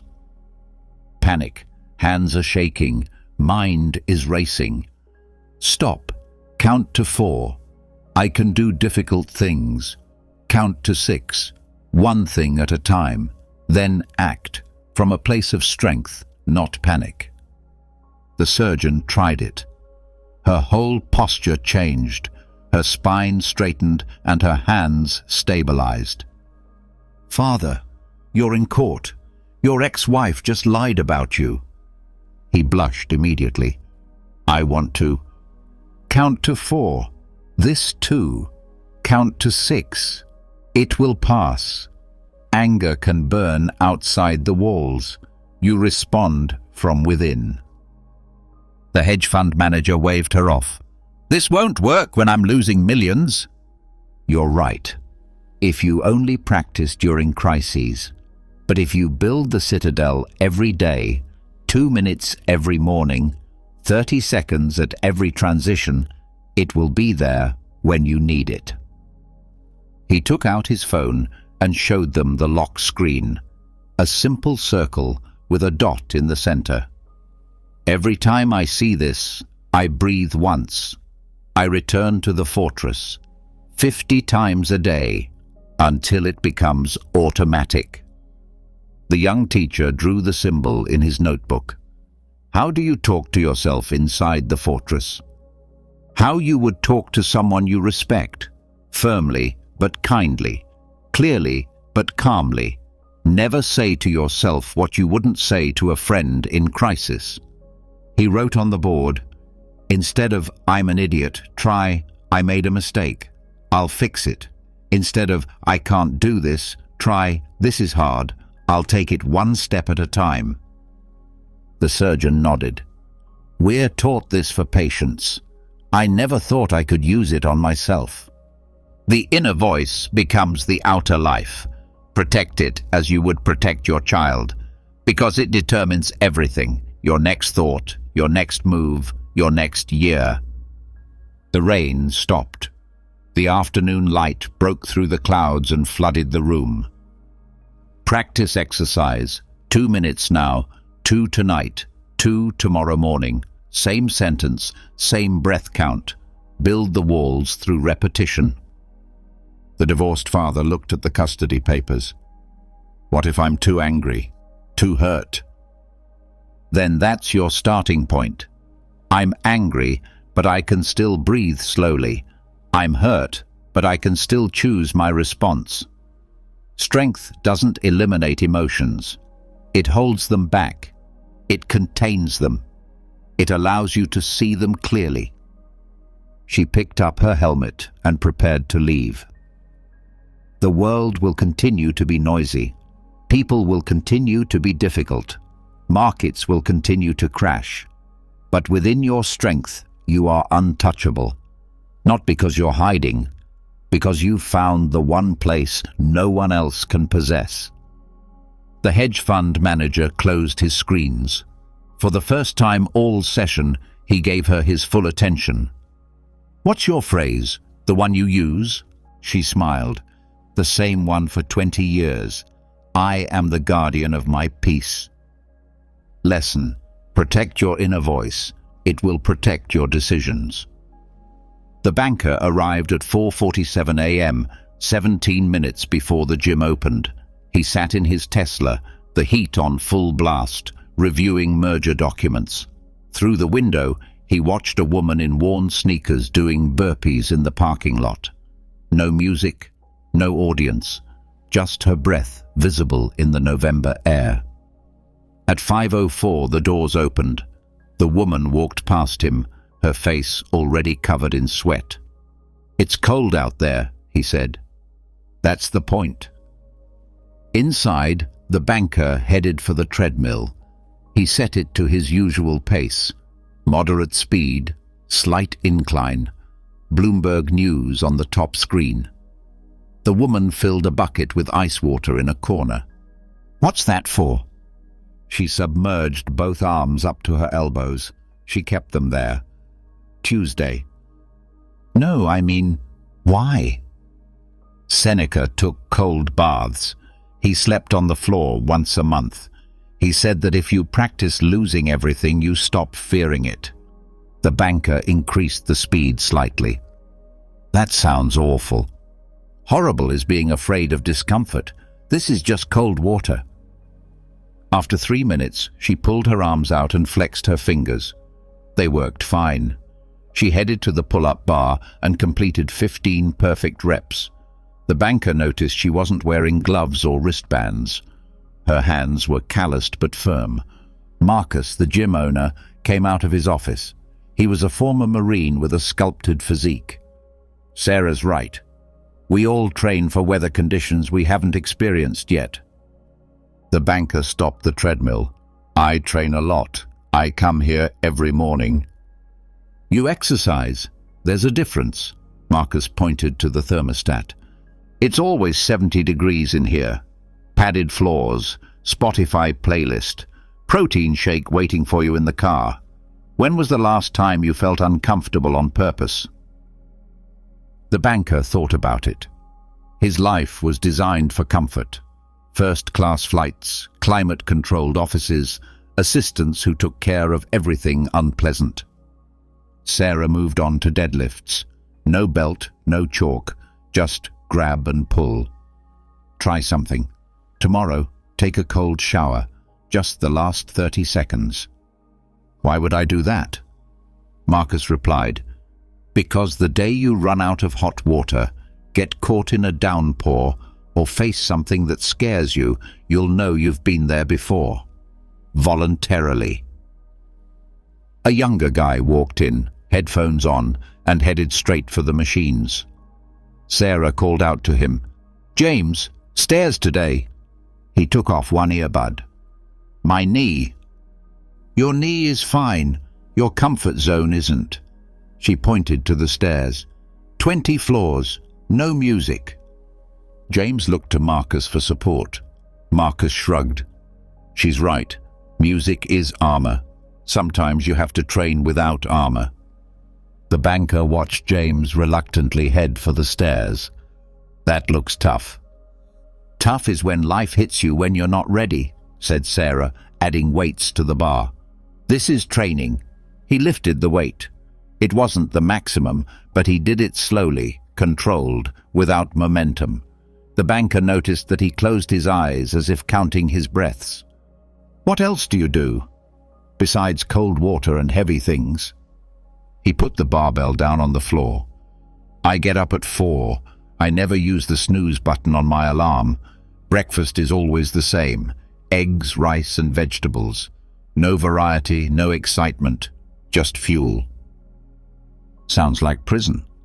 Prison is needing perfect conditions to function. Freedom is functioning regardless of conditions. Marcus added, "I sleep on the floor of my office every Friday. It reminds me that I don't need a mattress to rest. I don't need comfort to recover." The banker became defensive. "I have real responsibilities. Billion-dollar businesses. I can't afford to be tired from sleeping on the floor." Sarah added more weight. "You're looking at it backwards. Practice gives you energy. When you stop fearing discomfort, you stop wasting energy avoiding it." James returned from the stairs, his face flushed and breathing heavily but steadily. "The truth is, it felt good. It's harder without music, but somehow cleaner." "That's because you were present," Sarah said. "You weren't escaping into the rhythm. It was just you and the exercise." The banker finished his usual routine and watched Sarah perform exercises he had never seen before. Farmers' walks with uneven weights, static poses in uncomfortable positions, all a little harder than necessary. "Try something," Marcus suggested, "for 7 days. A small voluntary hardship, a cold shower, skip a meal, walk instead of driving, have that heart-to-heart conversation you've been avoiding." The banker dried himself with a towel. "What heart-to-heart conversation?" "The one that just made your shoulders tense up." He was right. The banker had been avoiding his daughter. She wanted to quit law school and study pottery. He had been avoiding her calls for 2 weeks. Sarah finished her lunges. They weren't normal lunges. She lifted one leg and held a weight with the opposite hand. Asymmetrical, unstable, unnecessarily difficult. Why make it harder than it needs to be? She held the position and replied effortlessly, "Because life will make it harder than it needs to be. Train when it's boring. Train when it rains. Train especially when you don't feel like it." The banker gathered his things. He watched James doing push-ups with his knuckles instead of his palms. He watched Marcus carrying sandbags up and down the parking lot. He watched Sarah, now sitting perfectly still in a horse stance, her thighs parallel to the floor, her back straight and unsupported. 1 week, he said. Cold showers. Sarah opened her eyes. It's a start, but choose something that scares you more than cold water. He knew what she meant, the conversation with his daughter, the truth about her dreams versus his plans. Okay, I'll call her. Today. Marcus nodded. That's training. The body is just practice for the real work, training the will to choose difficulty when you can choose ease. The banker sat in his Tesla, this time without the heat on. He took out his phone. His daughter answered on the first ring, surprise in her voice. Dad, we need to talk. About pottery. About everything. Through the gym window, he saw Sarah still in the horse stance. Her legs must have been burning, but her face was calm. Training for a climate she had not yet experienced. Lesson: train the body to free the mind. The conference room overlooked Manhattan at dusk. 23 stories high, glass walls, the city spreading out like a racetrack below. The banker sat down across from his daughter Emma, who still had pottery dust under her fingernails from her morning class. Before we start, he said, pulling out a notebook, I have to do something. My new practice. Emma raised an eyebrow. Since when do you practice anything besides golf? Since last week. He drew 3 columns: scenario, feeling, response. It's called negative visualization. You imagine what could go wrong and then plan your response. That sounds pessimistic. Sounds prepared. He began to write. Scenario 1. You tell me you're going to drop out of school completely, not just change majors. Emma frowned. Dad? Let me finish. Feeling terror about your future, anger about the money wasted on tuition, shame about what your classmates will think. He continued writing. Response. I'll ask you 3 questions. What skills will you develop? How will you support yourself? What is your vision for 5 years from now? She watched him write, her expression changing. Scenario 2. You show me your pottery, and it's really awful. Despite herself, Emma smiled. They're not awful. Feeling, disappointment, concern that you're delusional, frustration. He continued. Response. Remind her that skill comes with practice. Ask her to show you her progress in 6 months. Focus on her dedication, not her current skill level. The waiter brought water. The banker ignored him and continued writing. Scenario 3. You're a huge success as a potter, and I was completely wrong. Emma leaned forward. And how would you feel then? Feeling, pride mixed with regret. Joy for you, sorrow for my narrow-mindedness. His pen moved steadily. Response. Sincerely apologize. Publicly support you. Learn from my blindness. He closed the notebook.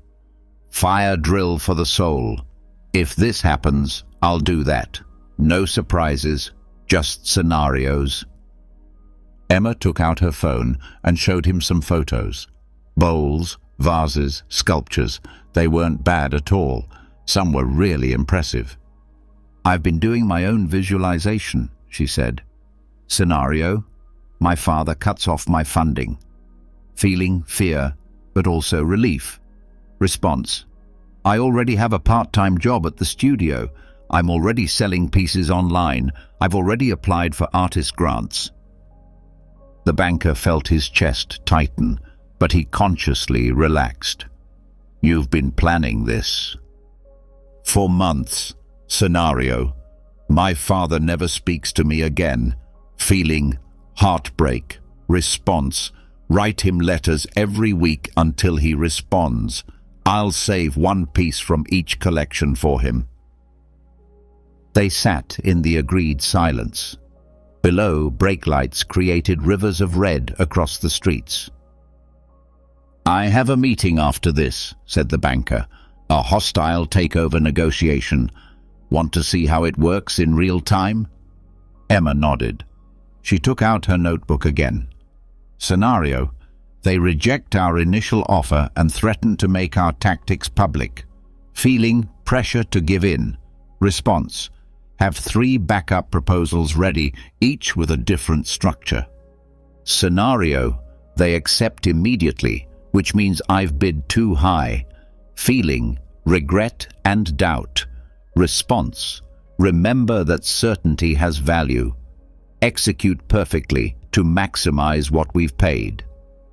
Scenario: personal attack on my leadership record. Feeling: anger, defensiveness. Response: I understand your position. Let's get back to the numbers. Emma studied her father's face. You've changed. Last month you would have walked in without thinking twice. Last month I thought confidence meant not considering failure. Now I know it means considering everything and choosing my response in advance. Her phone vibrated. The other party had arrived early and was already in the building.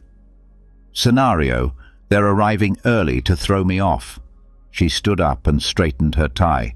Response: thank them for their punctuality. Offer them our best conference room. Turn their tactic into my hospitality. Emma accompanied him to the elevator. Dad, one more scenario. What if I succeed, but I'm unhappy? What if I chose ceramics just to rebel? He pressed the button. Then we'll sit down again. You'll make a new plan. I'll support you too.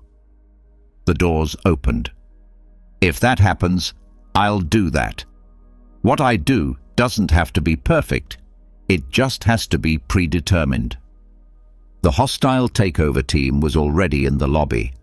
3 lawyers, 2 executives, and a very aggressive CEO named Richards, who had publicly called the banker a relic of soft management. The banker shook Richards' hand. Thanks for coming in so early. It shows commitment. I've moved us to the 40th floor, with better views and more space. Richards, prepared for confrontation, found himself accepting the hospitality. Emma watched from the mezzanine as her father accompanied them to the elevator, calm as a tour guide. An hour later, her phone lit up with a message from him. They tried all 3 scenarios I had anticipated, plus 2 I hadn't imagined. But preparing for 3 gave me the flexibility I needed for 5. Deal done. Your ceramics are beautiful, she replied. Scenario: Dad becomes a Stoic philosopher. Response: buy him a toga for Christmas. In the conference room, Richards signed the papers, confused about how he had gone from attack to agreement.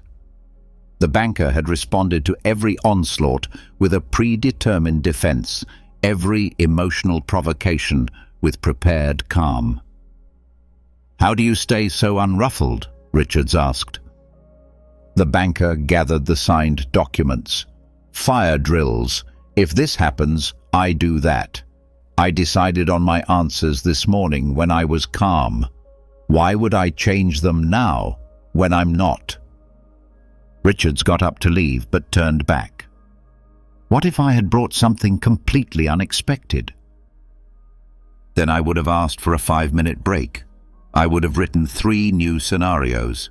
I would have chosen my response. I would have come back with a plan. After he left, the banker remained alone in the conference room, the city lights now shining in the total darkness. He opened his notebook and wrote down the scenarios for the next day. A client cancellation, a traffic jam, market crash, each with its predetermined response. His phone vibrated. Emma had sent him a photo of her latest work. A bowl, imperfect but beautiful, glazed in deep blue. He wrote one more scenario. If my daughter creates beautiful, imperfect things, while I create perfect, soulless deals. Feeling. Recognize that she has chosen better. Response. Learn from her. Add beauty to my precision. Add soul to my success. Lesson. Prepared minds turn surprises into scenarios. The meditation app spoke in a measured tone as Emma sat cross-legged in her studio at 5 a.m. with traces of clay under her fingernails from the night before. Your neighborhood becomes a patchwork, your city a cluster of lights. The banker closed his eyes and let himself be carried away by the visualization. Below, the merger documents rested on the desk. 3 companies, 10,000 employees, billions in assets. Yesterday, he had felt that the universe depended on every clause. Emma's breathing slowed.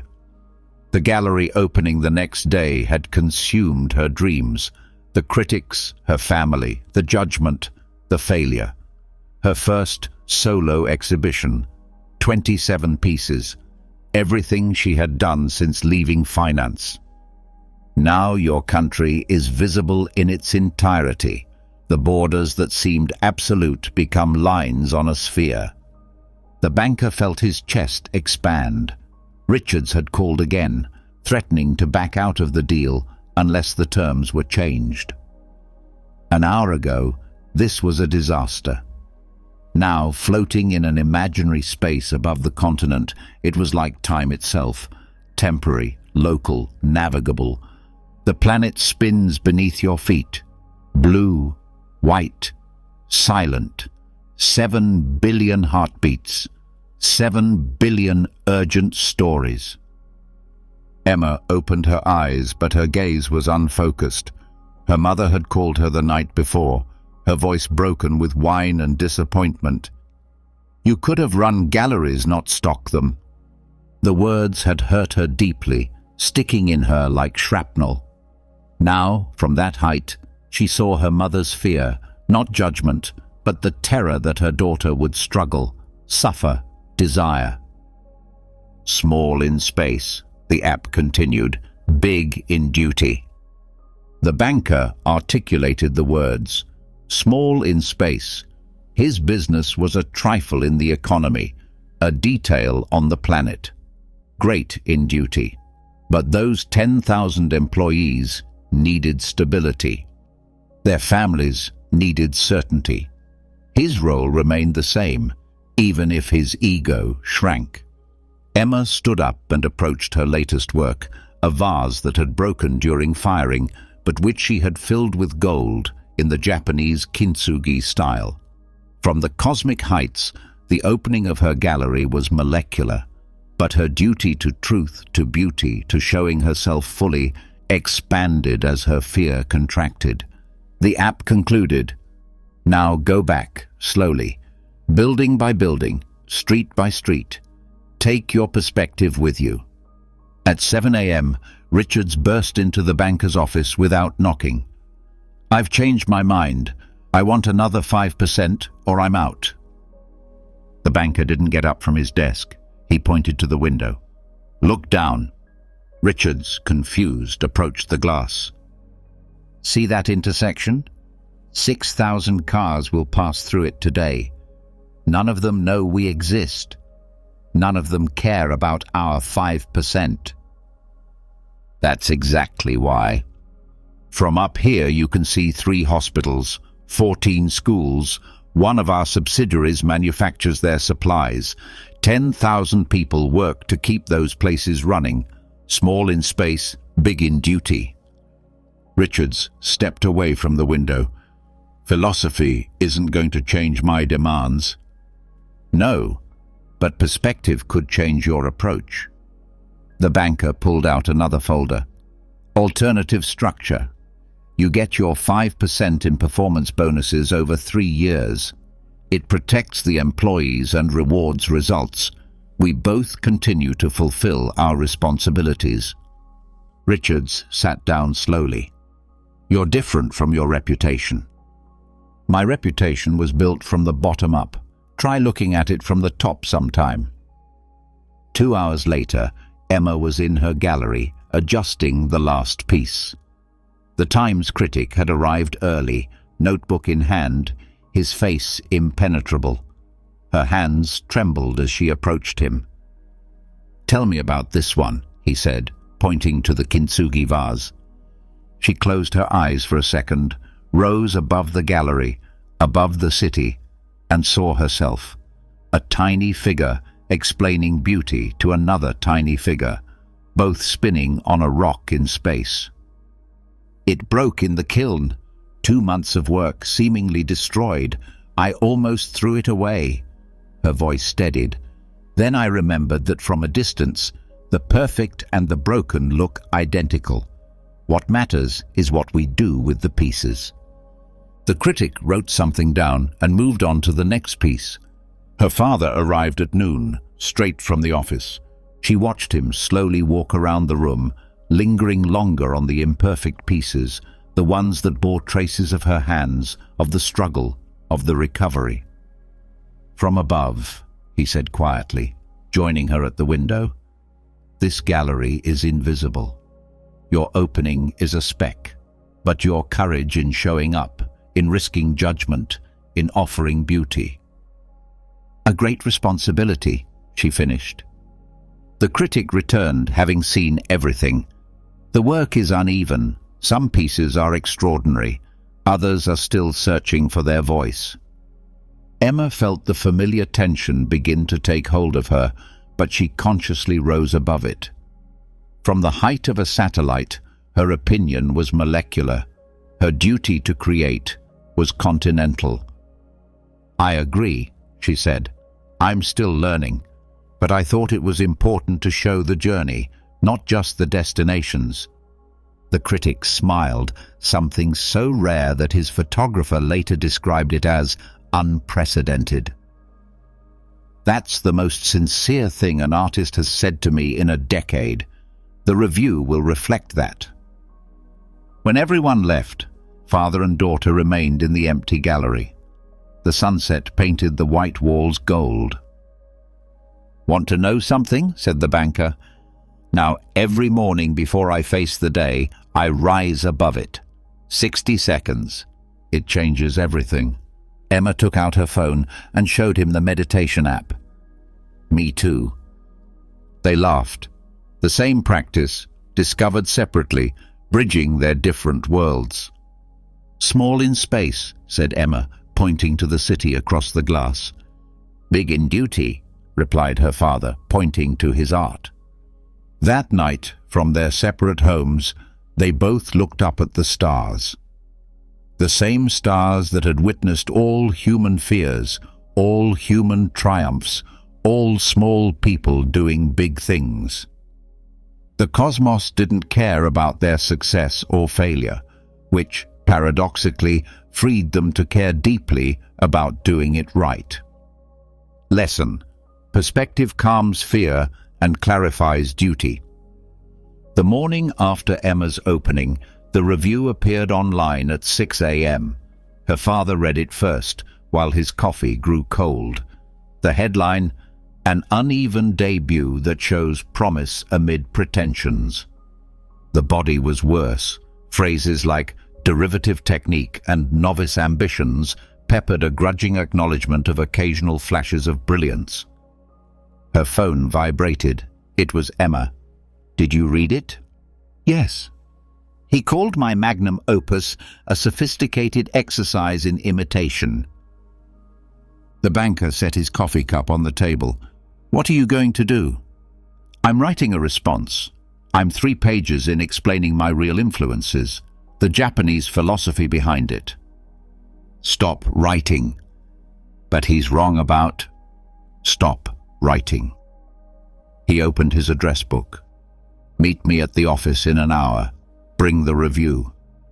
She arrived with the printed pages, the margins covered in red ink where she had noted each misinterpretation.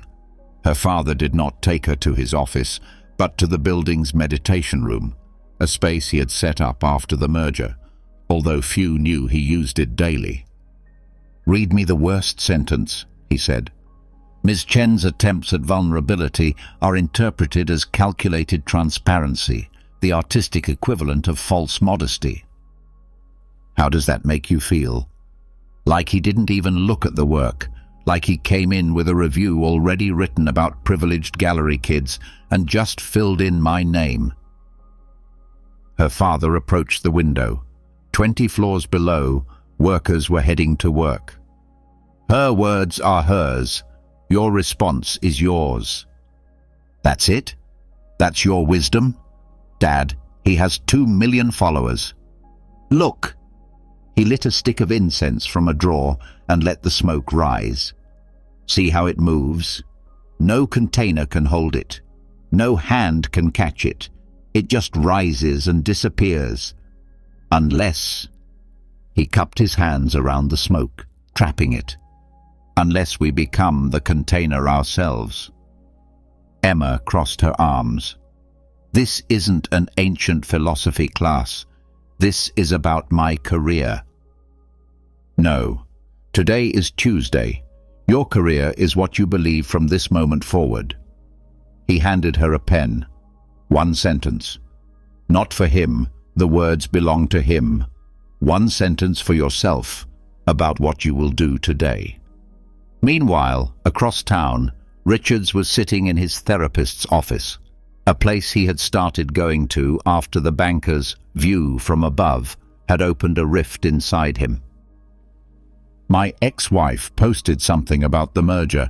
She called me unethical in front of her 30,000 followers. How did you respond? Not yet. I've written 12 different responses. They all make me look worse.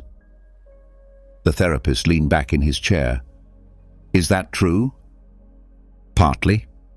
Is it up to you to fix it? Richards paused. What do you mean? Her judgment of you, does that belong to you or to her? She's talking about me. She's talking about her experience with you, her interpretation, her story. That belongs to her. Your response is what belongs to you. Richards took out his phone and showed him the drafts of his responses. They were all defensive, elaborate, point-by-point rebuttals with receipts and timestamps. Delete them all, said the therapist. But people will think. People will think. Period. They're doing it right now, without your input. They'll do it tomorrow, regardless of what you say. Their thoughts are theirs. Your response is yours. Back in the meditation room, Emma had written 1 sentence. Today, I start the next piece. Good, said her father. Now let's practice. Tell me the worst thing someone could say about my work. Emma hesitated. Dad. Come on, I've heard it all. You're a corporate robot who sold his soul for stock options. He smiled. Is that true? Partly, I've made compromises. Is it mine? No, it's their judgment, their story. My response? He thought for a moment. I'm a man trying to build things that last. That's it? What else is there? I don't own their opinion. I can't control their thoughts. I own my next decision. Emma's phone vibrated. Comments flooded her Instagram gallery. She started reading, then stopped and handed the phone to her father. Delete the app, he said. What? For a week. Smoke can't get in if there's no door. She deleted it. The relief was immediate. That evening, Richards ran into his ex-wife at his daughter's play. She looked at him as if he were a piece of furniture. Their daughter, Sarah, saw them both and greeted them nervously. During intermission, his ex-wife's new husband made a loud comment about deadbeat negotiators while looking directly at Richards. 3 years ago, Richards would have responded. He would have made a scene. He would have won the wrong battle. Instead, he took out his phone and wrote a sentence in his notes. I'm here for Sarah. Only for Sarah. His words were theirs. His response was his own. After the play, Sarah ran toward him. "Dad, did you see the part where I forgot my lines but covered it up?" "You were great. Want some ice cream?" His ex-wife stepped in. "She has homework." "It's Friday," Sarah whispered. "Your father doesn't understand the structure." Richards knelt down to Sarah's height, ignoring the bait. "Mom's right. Homework first. But this weekend we'll celebrate properly, okay?" Sarah hugged him. Over her shoulder, he saw the surprise on his ex-wife's face. She had blown smoke. He let it rise and disappear. That night, Emma and her father had dinner at a small restaurant. No reservation necessary. No one recognized them. "The critic sent me an email," Emma said. "He wants to know if I have any comments on the review." "And?" "I sent him one sentence. Thank you for taking the time to see the work." Her father raised his glass of water. "To closed doors." "To closed doors?" She nodded. They toasted. Dozens of conversations flowed around them. Other people's words, other people's judgments, rising and disappearing like smoke from the kitchen. None of it could get in unless they opened the door.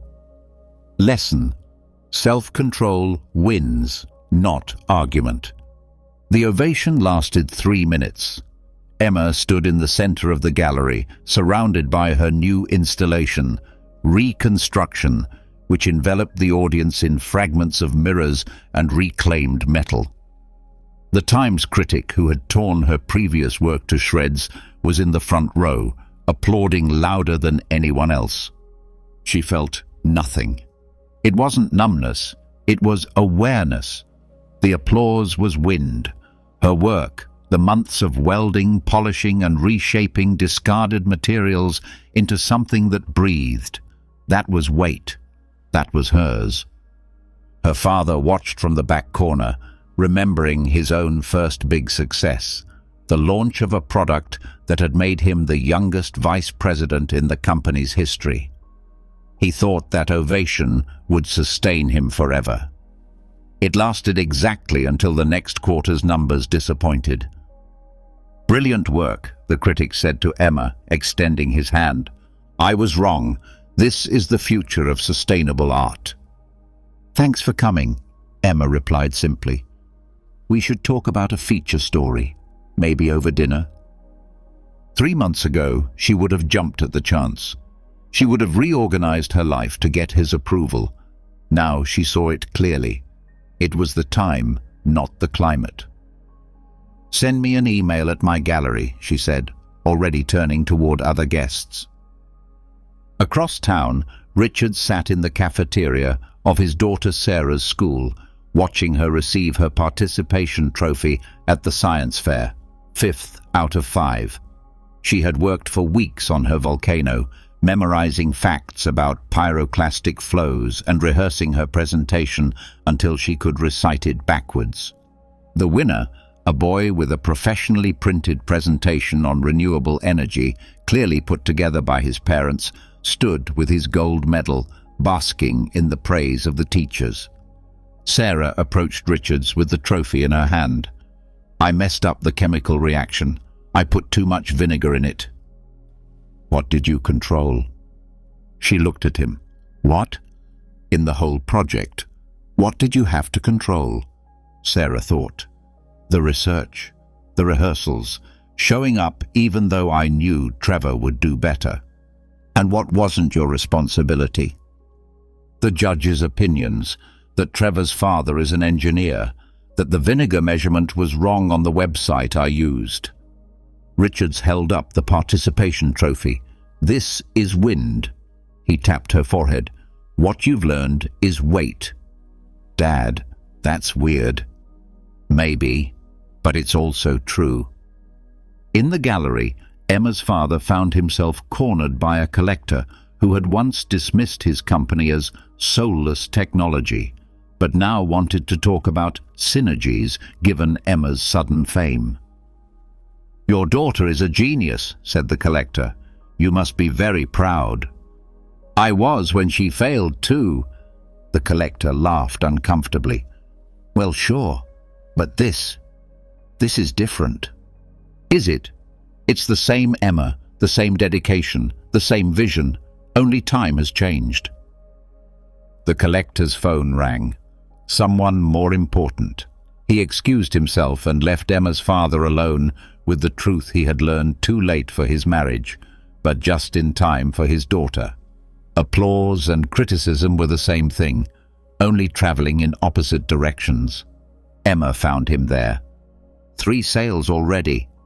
Should we celebrate? Let's get to work. I have ideas for the next piece. This reaction, good or bad, is just information. He smiled. Weather vane or compass? Compass. Always compass now. The metaphor had come up in one of their meditation sessions, where he explained how most people spun around with every breeze of opinion, while a compass always pointed north, regardless of the conditions. He had spent 40 years as a weather vane. His daughter had learned to be a compass in a matter of months. Richards and Sarah left the science fair early and stopped for ice cream despite the participation trophy. "Trevor's mum said I should be ashamed of myself," Sarah said between bites of chocolate ice cream. "Were you ashamed?" "For a second. Then I remembered what you said about smoke." "Her words are hers. My response is mine," Sarah concluded. "But Dad, what if everyone thinks I'm stupid?" Richards put down his spoon. "Remember when I had that big fusion? Everyone said I was a genius. The magazines, the newspapers, even the TV. You know what happened 3 months later? You lost everything." "Exactly. And those same people called me an idiot, a failure, an example of what not to do." He leaned forward. "Was I a genius? No. I was lucky at the right time. Was I an idiot? No. The market changed. I was the same person in both cases. The only thing that changed was time." Sarah stirred her melting ice cream. "So what am I?" "A girl who chose the hardest project for the science fair, researched it on her own, and got up on stage even though she knew she might lose. That's character. Character carries weight." Back at the gallery, the after-party was a whirlwind of congratulations and champagne toasts. Emma was on the roof, looking out at the city lights, when the critic found her again. "Aren't you celebrating your triumph?" "I'm working." "On what? You just opened." She pointed to a construction site across the street where a building was being demolished. "Tomorrow they'll tear down all those steel beams. I already called. They'll let me pick them up at dawn." "But you've already made it. You don't need to rummage through trash anymore." Emma turned to him. "I've never rummaged through trash because I needed to. I did it because discarded things contain the truth. Success doesn't change that." "Most artists would be drinking champagne right now." "Applause is wind," she said, surprising herself by quoting her father. "Character is weight." The critic studied her. "You really don't care that I'm praising you now." "I care exactly the same as when you were criticizing me." He left shortly after, slightly offended. Emma stayed on the rooftop, sketching plans for her next work, while below the party celebrated a version of her that lived in their opinions, not in her reality. Her father appeared with 2 glasses of water. "Indifferent favorites," he said, using the Stoic term they had discussed, things that were nice to have but did not affect virtue or character. "Favorites, but not necessary," Emma agreed. They stood together, watching the city's mood, its praise and criticism, its victories and defeats, swirl like the wind around the buildings that stood thanks to their foundations, not the air moving around them. Lesson. Let character be the anchor that a claim cannot be. The notification sounded at 2:47 a.m.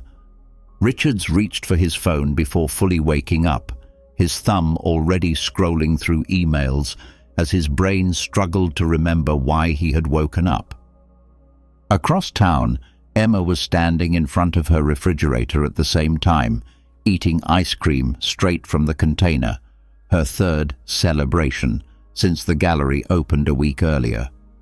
In her childhood bedroom, Sarah clicked "Next episode" for the 5th time, abandoning her homework and telling herself she would stop watching after this one.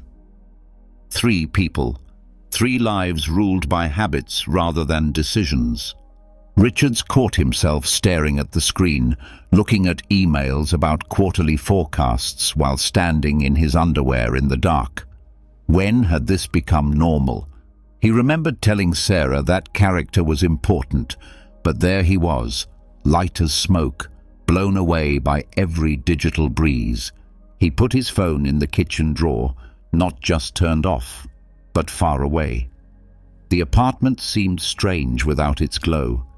Emma scraped the bottom of the ice cream container and realized she didn't remember tasting it. The success at the gallery had triggered something unexpected. Not celebration, but hunger. More praise, more sales, more proof that she belonged there. She had been staring at her phone for 3 minutes, refreshing the reviews and counting the likes. "This isn't sovereignty," she said to the empty container. "It's just another form of scavenging." The next morning, Richards called a family meeting. Even though they were divorced, they still did this. The structure helped them. "New experiment," he announced. 7 nights, no screens after 9 o'clock. "That's crazy," said Sarah. "It's impossible," added Emma, although she had been thinking something similar. "It's not denial," said Richards, pulling out a timer. "It's a direction. We're not depriving ourselves of technology. We're reclaiming sovereignty over our attention." He had learned the distinction in his meditation group. Temperance is not about rejection, but conscious choice. Just as a skilled rider does not beat a horse, but guides its strength.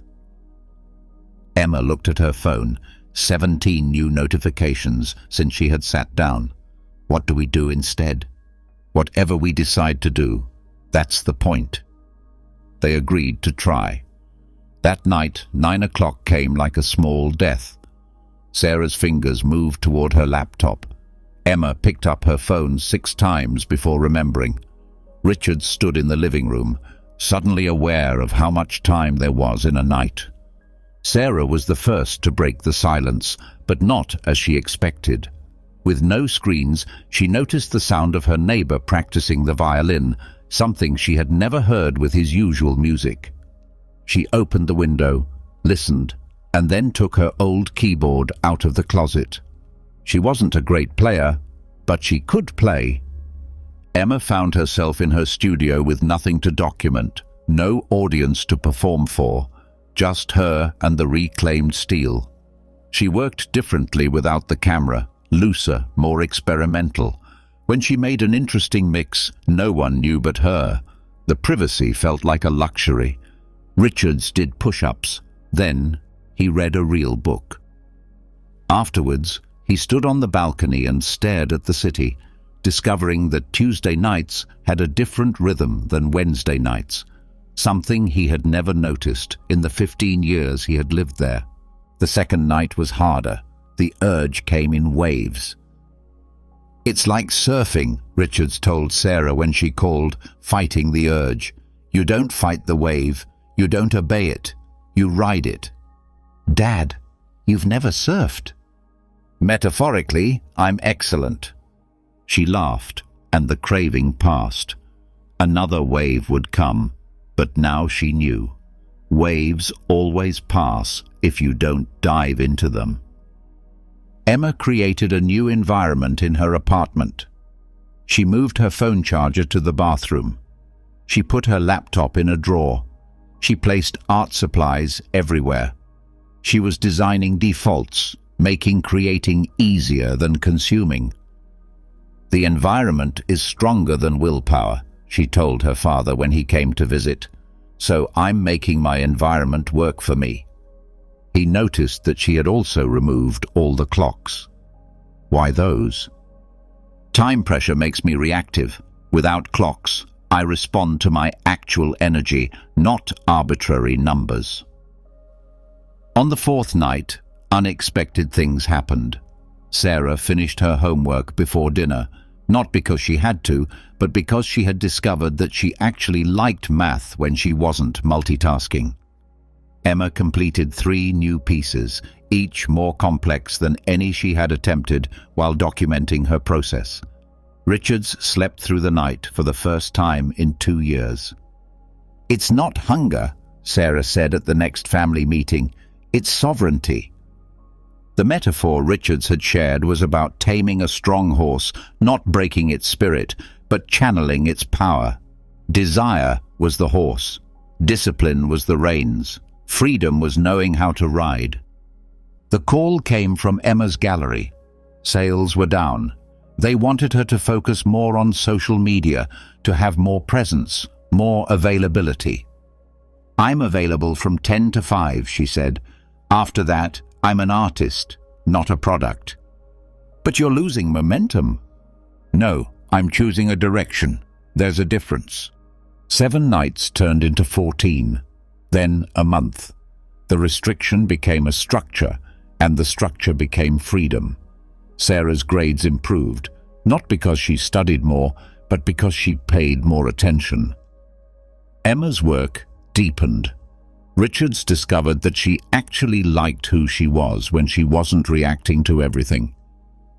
One night, Sarah showed them something. Trevor from the science fair had posted something cruel about her online, something cruel about trophy kids. 3 months ago, she would have spent hours crafting a response, losing sleep, letting it take over her mind. "Now," she said, closing her laptop, "it's after 9. He doesn't need to know what I do at night." Lesson: freedom grows where discipline leads. The offer came on a Tuesday.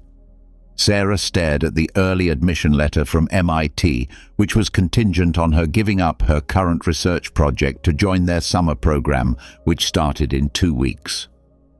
"I need more information," she told her parents over dinner.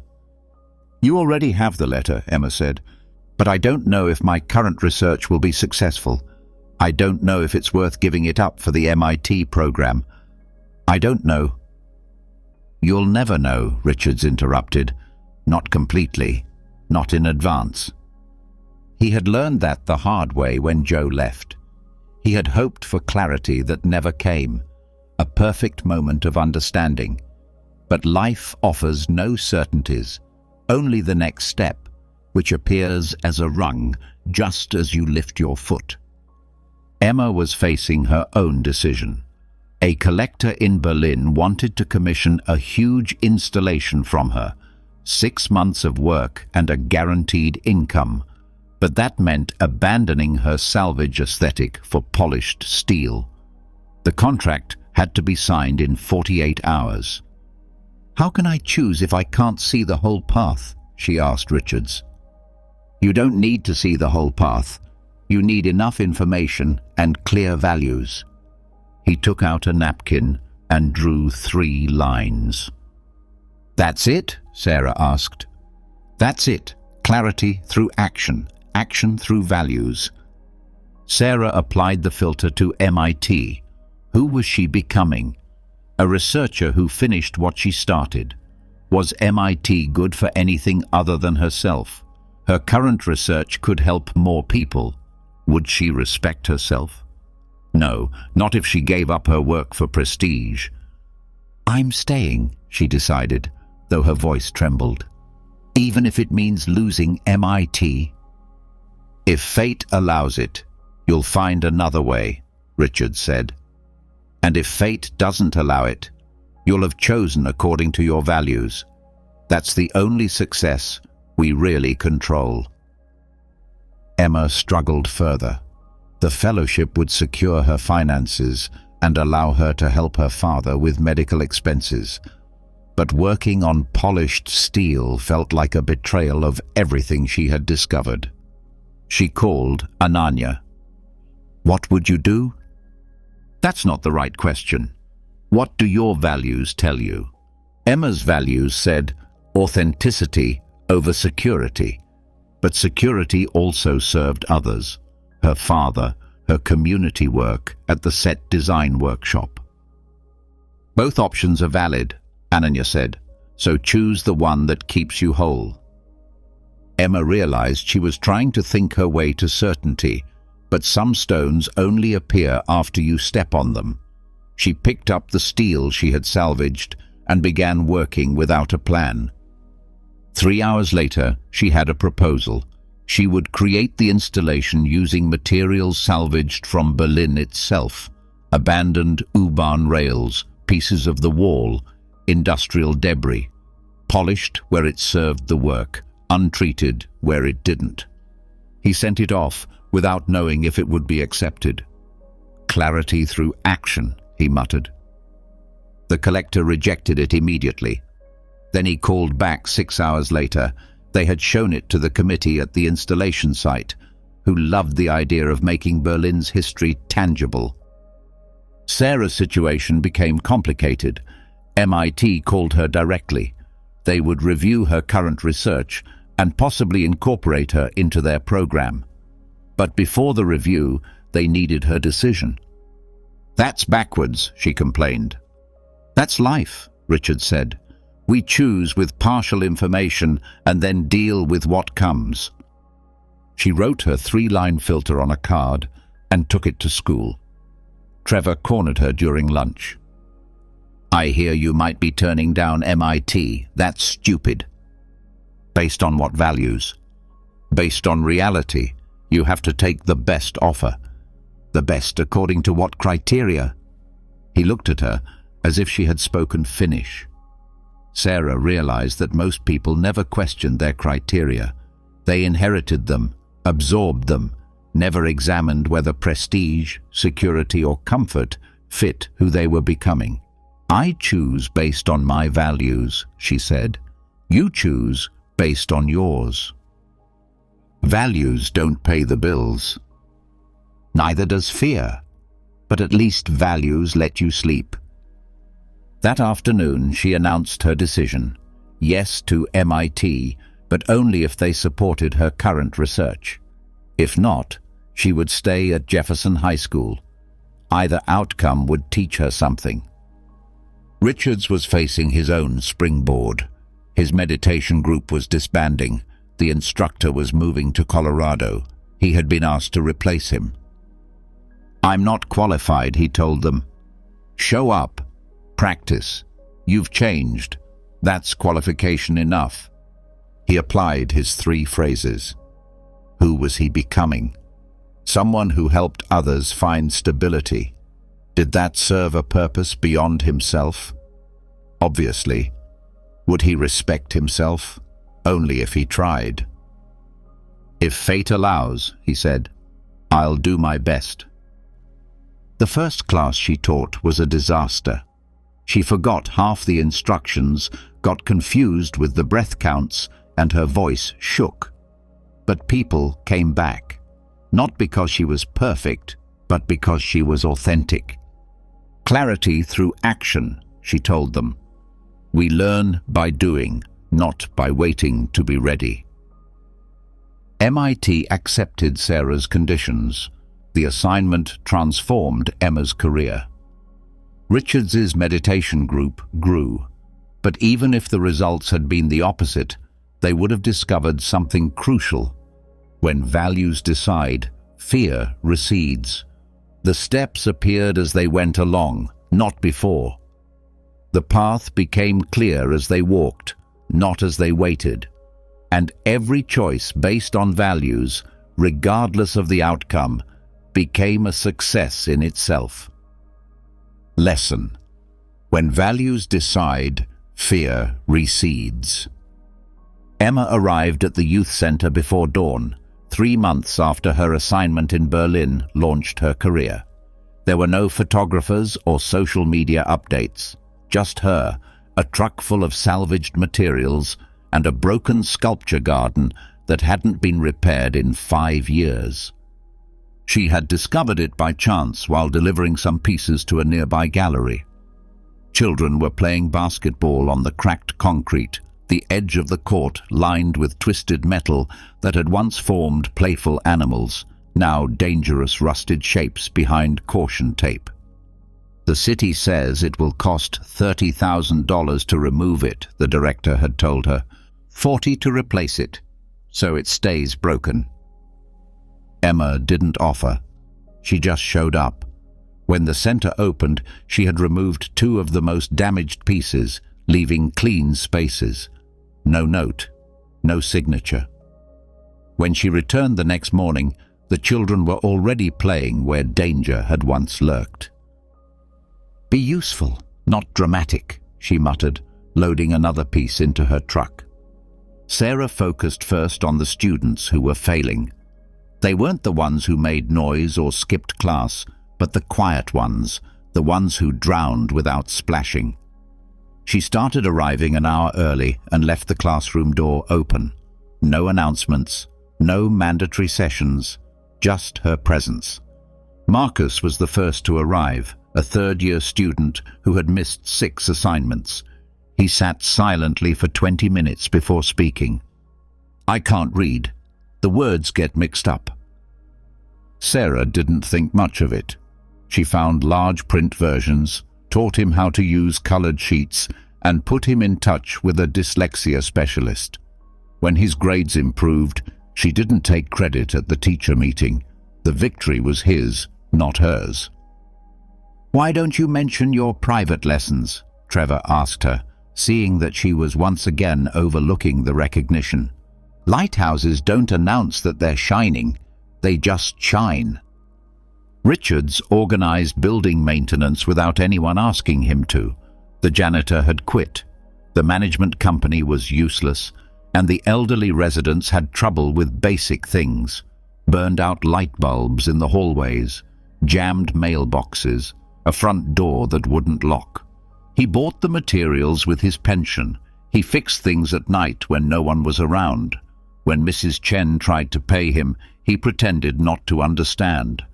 When Mr. Williams left him a thank you note, Richard said he didn't know anything about it.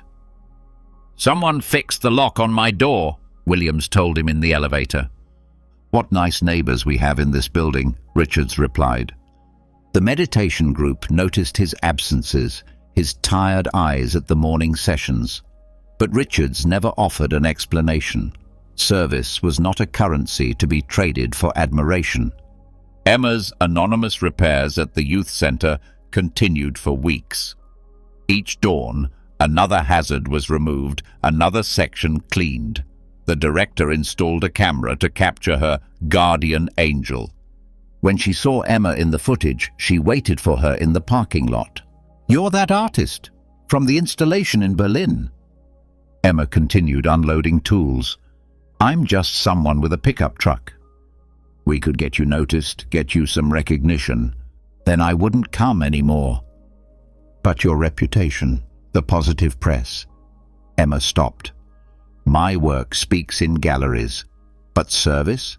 Service whispers. The moment it shouts, it becomes performance."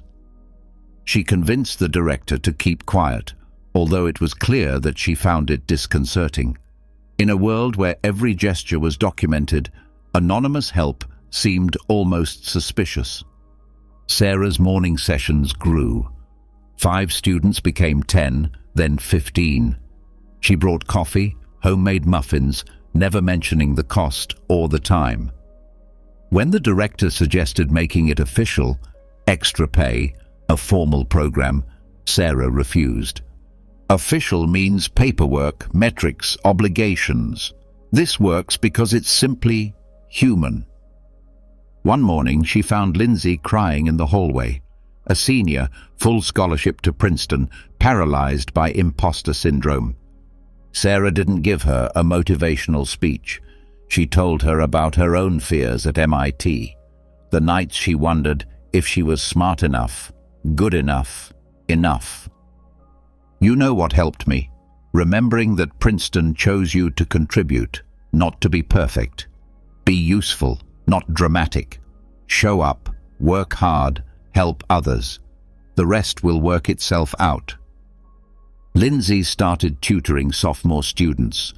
Not to improve her resume, she did it discreetly, during lunch, without leaving a record. Sarah saw her confidence grow through service, not achievement.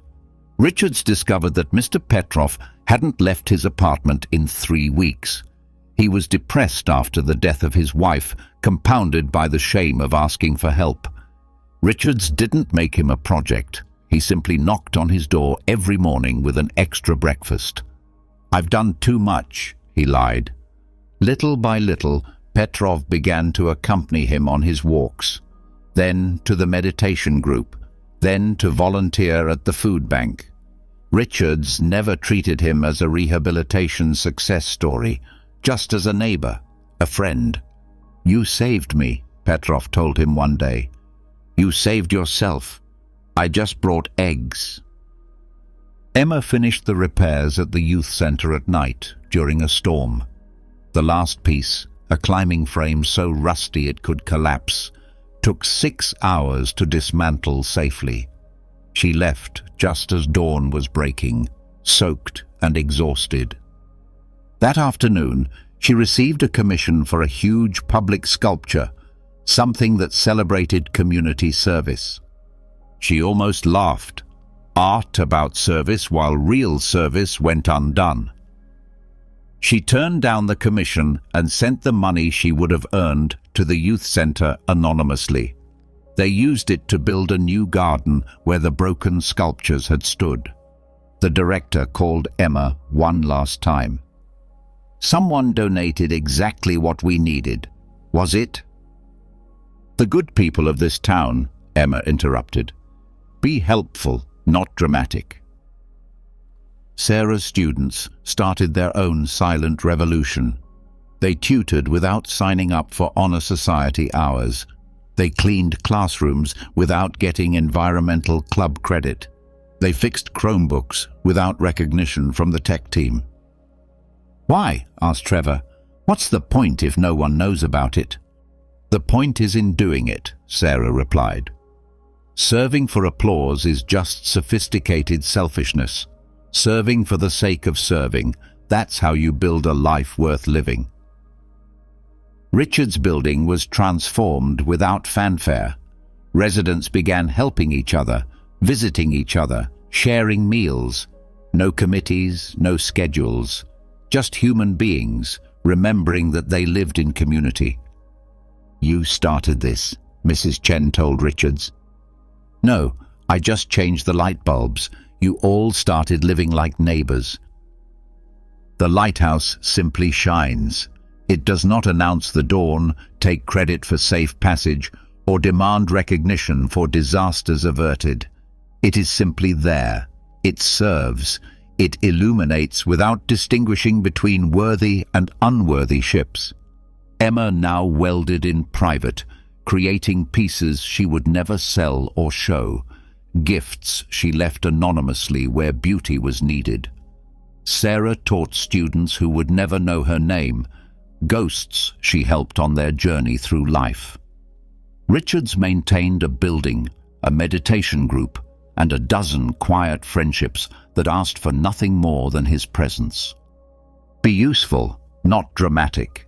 Let service be your own reward.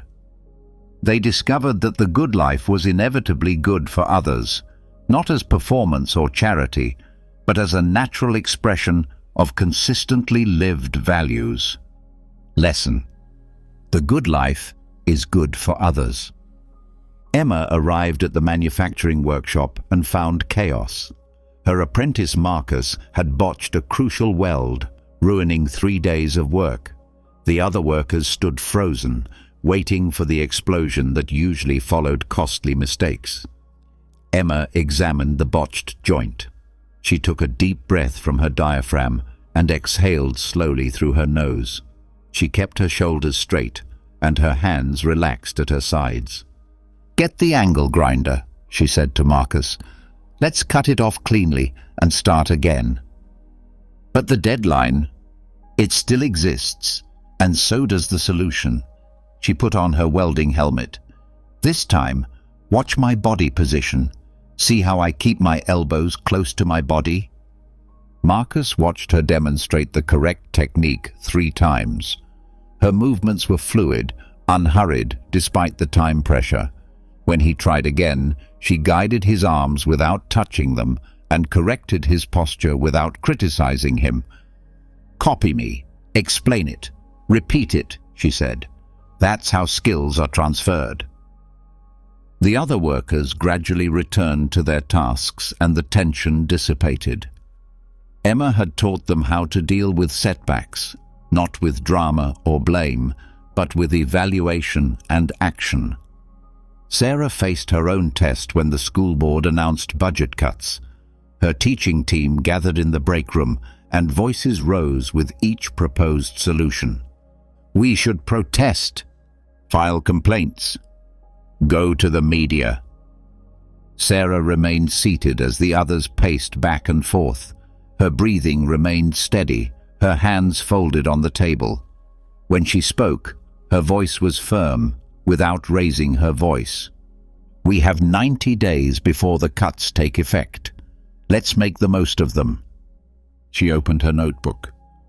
3 questions. What can we control? What can we influence? What must we accept? "How can you be so calm?" asked another teacher, overwhelmed with frustration. "Because panic isn't going to bring back the funding." Sarah drew 2 columns on the board. "But thinking clearly can help us find alternatives." She wrote the limitations in one column and the possibilities in the other. No drama, no speeches about injustice, just facts and options. Within an hour, they had identified 3 grant opportunities and a strategy for fundraising among parents. "Lead by example. Explain it. Repeat it," Sarah told them. "If we want students to face adversity with grace, we must first demonstrate it ourselves."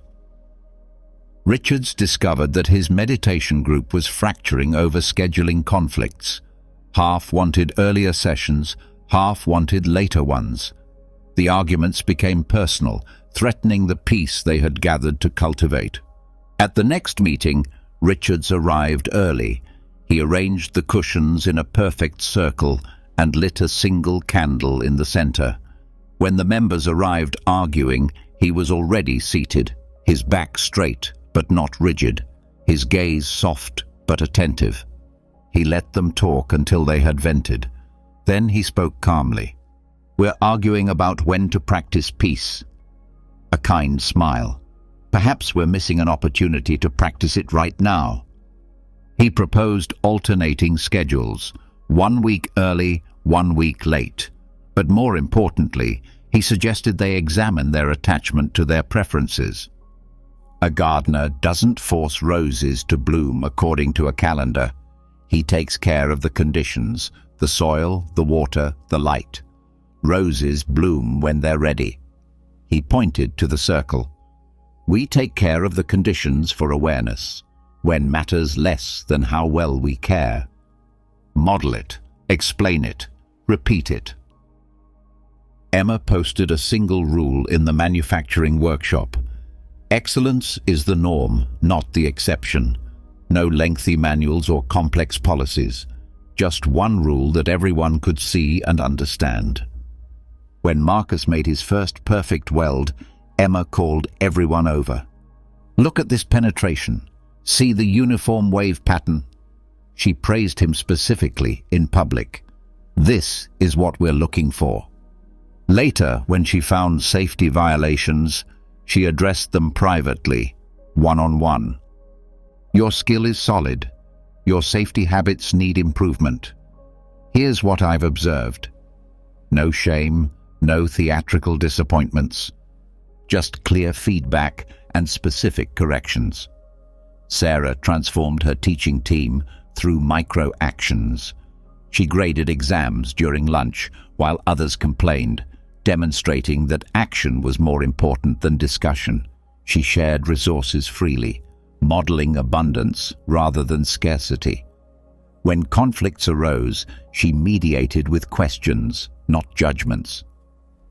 "What outcome is best for the students?" became her motto. A colleague who was initially resistant began to mimic Sarah's approach, then another. By the end of the semester, her department had the highest student satisfaction ratings, despite budget cuts. "You've changed the whole culture," the director observed. I changed my response. Others decided to follow me. Richard's meetings went from complaint sessions to problem-solving workshops. He arrived with simple agendas written on index cards. He began with 60 seconds of silence, not imposed, just as an example. He addressed problems without pointing fingers. Pay attention to the trash, rather than "someone keeps leaving trash everywhere." Lead by example. Explain. Repeat. Ms. Chen began copying his approach with her grandchildren. Mr. Petrov used it at the food bank. The ripples spread beyond the building, beyond intention. Marcus, Emma's apprentice, eventually surpassed her technical skills. The day he corrected her technique, respectfully and specifically, she smiled. "Well done. Show me again." She became the student without drama or wounded pride. The other workers watched her learn from someone she had trained, and they saw leadership as service, not status. A gardener cares for the conditions. They don't yell at seeds to grow faster. They don't blame the soil for being depleted. They add nutrients, adjust the light, keep the moisture constant. They create environments where growth is inevitable. Your example is your most eloquent speech. It's not the words you choose for meetings or the policies you write for manuals. It's the small actions, the constant presence, the difference between what you say and what you do. That's where leadership lies. Lesson. Your example is your most eloquent speech. The email arrived at 11:47 p.m. Sarah read it 3 times, and each time she did, she clenched her teeth tighter. The superintendent had revoked the grant she had fought for 6 weeks to secure. No explanation, just bureaucratic language about changing priorities. Her fingers hovered over the keyboard. The response formed itself. Harsh words about incompetence, about broken promises to students, about administrators who had never set foot in a real classroom and were making decisions about real education. She typed the first sentence. She deleted it. She typed another. Her pulse was pounding in her temples. Pause. Investigate. Continue. She closed her laptop. She set a timer for 10 minutes. He walked to the kitchen and filled a glass with cold water, feeling its weight and temperature against the palm of his hand. The anger was still there, burning, legitimate, but now he could examine it instead of drowning in it. What value was threatened? Trust. He had made promises to his team based on that approval. He felt his integrity had been compromised. The timer went off. He returned to his laptop and drafted a different email, professional, specific, requesting clarification and a meeting. The fire burning in his chest had become a controlled flame, still hot but contained, with a purpose. Richards heard the screams through the wall of his apartment at 2 in the morning. The couple next door, whose fights had intensified in recent weeks. This time, something broke. Glass shattered. His first impulse was to bang on the door, shout louder than them, and threaten to call the police. The old Richards would already be in the hallway, matching their chaos with his own. Instead, pause, investigate, proceed. He sat down on his meditation cushion. He counted his breaths, 4 in, 6 out. The anger was real. They were disturbing his peace, possibly hurting themselves, but anger added to anger only multiplied the destruction. What value was threatened? Safety, peace, the well-being of the community. After 3 minutes, he knocked on the door, firmly but not aggressively. When the husband opened the door, his face red with anger, Richard spoke from within. "I heard glass breaking. Is everyone okay?" The unexpected calm broke his pattern. The woman appeared behind her husband, with a small cut on her hand from cleaning up a plate that had been thrown. "I have a first aid kit," Richards offered. No judgment, no lectures, just practical help. Emma discovered that her new employee had been bad-mouthing her to the floor manager, suggesting that her methods were old-fashioned and that he could run the store better. She overheard him in the break room, listing her supposed failures to anyone who would listen. Rage consumed her. Every cell in her body wanted to go over there, fire him on the spot, and set an example that would resonate throughout the store for years to come. Pause. Investigate. Proceed. Instead, she headed for the loading dock. She let the cold air hit her face. She counted the rivets on the steel door, 1 to 30, then backwards. Her anger transformed into something useful, information about boundaries to set and rules to reinforce. What value was threatened? Respect, team cohesion, the culture she had built over years of patient work. She scheduled a meeting with him for the next morning. She spent the night drafting specific points, examples of behavior and clear consequences. It wasn't an attack. It was a recalibration. "Your technical skills are solid," she began the next day, her voice steady as a welding torch. "Your professional conduct needs immediate adjustment. Here's what I've observed." She laid out the facts without getting heated. She set expectations without drama. The fire had become a forge, hot enough to shape, controlled enough not to destroy. Sarah's meeting with the superintendent revealed the real reason for the change of heart: political pressure from board members with conflicting interests. The grant would go to a richer district's pet project. The injustice burned her. These were children who needed resources, not politics. She clenched her hands under the table. "I need to understand the decision matrix," she said, buying time. "Can you explain the evaluation criteria to me?" As he spoke, she breathed. She translated his corporate jargon into concrete data.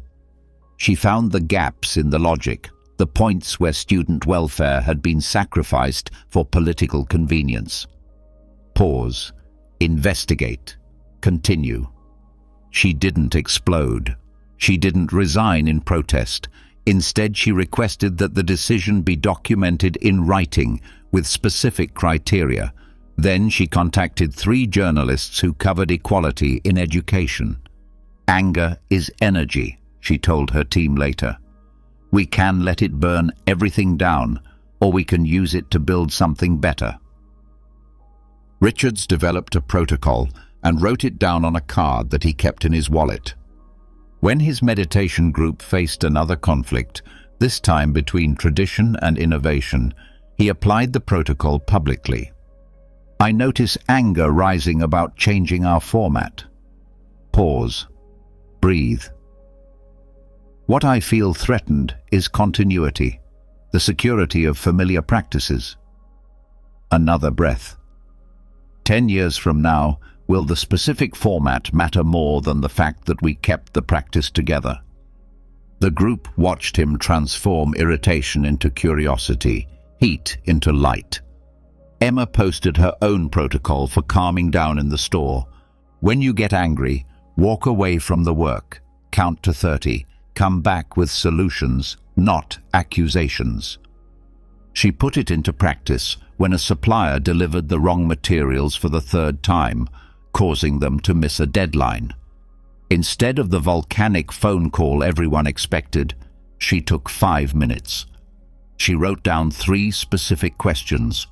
She made the call in a professional, controlled, precise, and effective voice. Not only did the supplier expedite the shipment of the correct materials, but they also offered a discount for the inconvenience. Marcus watched and learned. He began using the same approach with difficult customers. The store's reputation went from tough but volatile to tough but professional. Anger comes as information. Something you value is in jeopardy. The signal is important. The smoke is not. A forest fire consumes everything, both the guilty and the innocent. A fireplace provides heat, light, and a gathering place to work. Same element, different control. The difference is not in the flame, but in the container. Lesson: anger serves when it is controlled. It destroys when it controls. Richards got the call at 2:47 a.m. His brother Daniel, 3 years his junior, had died in his sleep. Heart failure at 41. No warning, no goodbye. The world reeled. The coffee cups on the kitchen counter seemed strange, like artifacts from someone else's life. The meditation cushion he had sat on that morning seemed to belong to another century. Feel it, name it, walk with it. But first, he had to remember how to breathe. Sarah's mother's dementia had been progressing for 2 years, but the woman who had forgotten Sarah's name still remembered every word of Moon River. Until Tuesday, when she stopped. The music therapist tried 3 times. Her mother stared at the wall, humming something unrecognizable, trapped in a world Sarah couldn't reach. "She's still here," they said to comfort her, but Sarah knew that wasn't true. The mother who had taught her to read, who had stayed up all night sewing her prom dress, whom she had called first after every triumph and every disaster. That woman had already crossed a river that Sarah couldn't follow. Not yet. Emma's shop, the one she had bought from her father, rebuilt with her own hands, defended through recession and pandemic, burned down on a Thursday. An electrical fire that started in the walls. 20 years of work, gone before the fire trucks arrived. She stood in the ash-smelling dawn, watching investigators rummage through the rubble of what had been her office, her legacy, her life's work. "At least no one was hurt," said the fire chief. Emma nodded, unable to explain that someone had been hurt. The part of her that believed in building things, in permanence, in the myth that hard work could protect what you loved. Richards flew to Portland to attend the funeral. He found himself in Daniel's apartment, sifting through the evidence of a life cut short, a half-finished crossword puzzle, milk that would expire in 3 days. A voice message on Daniel's phone. "Hi, it's Tom. Are we still on for poker on Thursday?" The pain came in waves, not like a wall, but like a river with currents. Sometimes he could stand, sometimes it knocked him down. That night, he wrote a letter to Daniel. "You taught me how to throw a curveball when I was 12. You covered for me when I broke the windshield on Dad's car. You called me out when I got too philosophical and brought me back to reality with your bad jokes. I never told you that you made me want to be better, not with lectures, but by being exactly who you were. Thank you for 41 years of brotherhood. I will carry you with me, not as a burden, but as a light. Feel it, name it, walk with it." Sarah began visiting her mother every morning before school, not to talk, that was no longer possible, but to be present with what was left. She brought recordings of her mother's voice from better days, telling family stories. Sometimes she recognized her, most of the time she didn't. "I'm grieving someone who is still alive," she told her director, asking for an adjustment to her schedule. "Take all the time you need." But time wasn't the cure. Time was the river she had to cross, carrying with her both her pain and her love, learning that they weighed the same. She wrote to the mother who had been her mother, "You gave me words when I had none. You taught me that broken things can be beautiful, that Japanese pottery with cracks filled with gold is more valuable than flawless pieces. I'm trying to fill these cracks with gold, Mom, trying to honor your teachings even when I lose your presence. Thank you for teaching me how to live. I will teach others in your name." Emma stood among the debris with the insurance adjuster, taking inventory of the losses. The restored 1947 lathe, the anvil her grandfather had used, the wall of photographs, 3 generations of metalworkers now reduced to ashes. But Marcus was there, along with 2 other employees, rummaging through the debris. "We're looking for tools that can be salvaged," Marcus explained. "Anything we can recover, we'll restore." They found his father's hammer, the handle burned, but the head intact. They found the brass plaque with the name of the original workshop. He found a community he didn't know existed. Competitors offering workspace, customers setting up a fund for reconstruction, suppliers granting credit without being asked. Feel it, name it, walk with it. He wrote a letter to the workshop. "You held up my father's dreams and mine. You gave us a purpose, a community, a place to transform raw materials into useful things. The fire took your body, but not your spirit. It lives on in every piece we make, in every apprentice we train, in every problem we solve. Thank you for 20 years of refuge. I will rebuild, not to replace you, but to honor what you taught us, that making things matters, that work is love made visible." The weight of grief does not diminish, but it changes. It transforms from rock to river stone, polished by acceptance, light enough to carry. Richards returned to her meditation group and shared her protocol for grief. 3 breaths to connect with the earth. Name what you have lost. Name what remains. Choose an action that honors both. Sarah developed a manual for teachers facing anticipatory grief, the loss of students through graduation, illness, or moving away, the loss that precedes loss, the goodbye that lasts for months or years. Emma's new shop was built on the foundations of the old one, different but rooted in the same ground. She kept the burnt hammer hanging on the wall, not as a reminder of the loss, but as proof of what survives. Pain comes as a teacher. It is not cruel, even though it may seem so. It is not punishment, even though it may seem so.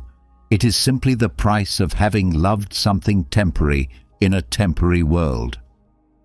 The river of pain must be crossed, without a bridge, without a boat, without a detour. But it cannot be crossed alone. It carries with it all those who have suffered before, all those who will suffer after. It joins an ancient procession of human beings who have learned that loss does not negate love, that endings do not erase meaning. Lesson: pain can soften the heart without hardening the mind. The hourglass sat on Dr. Patricia Chen's desk, not as decoration, but for its functionality, as it measured exactly 1 hour. She turned it over at the beginning of each session with a patient and watched the sand fall grain by grain as someone across from her struggled with the weight of time. "I keep putting off the book," said her patient, a programmer named Marcus, who had survived a heart attack at the age of 38. "I keep thinking I'll write it when things calm down." Patricia pointed to the hourglass. It was now half empty. "Things never calm down. The sand never stops falling. Marcus watched the narrow stream of grains. It's terrifying. Only if you don't use your sand wisely. She had started using the hourglass after her own diagnosis. Stage 3, detected early, good prognosis, but no guarantees. The oncologist had shown her the survival curves, the statistical projections, the 5-year rates, numbers that meant everything and nothing. That night she bought the hourglass. She began turning it over every morning and asking herself, if this were the last time I turned it, how would I spend these grains? Remember that you are going to die, so live correctly. James Rodriguez had a photo on his dashboard, not of his family, but of a cemetery. Specifically, Section G, Plot 447, where a tombstone with his name already engraved awaited him. Only the date was missing.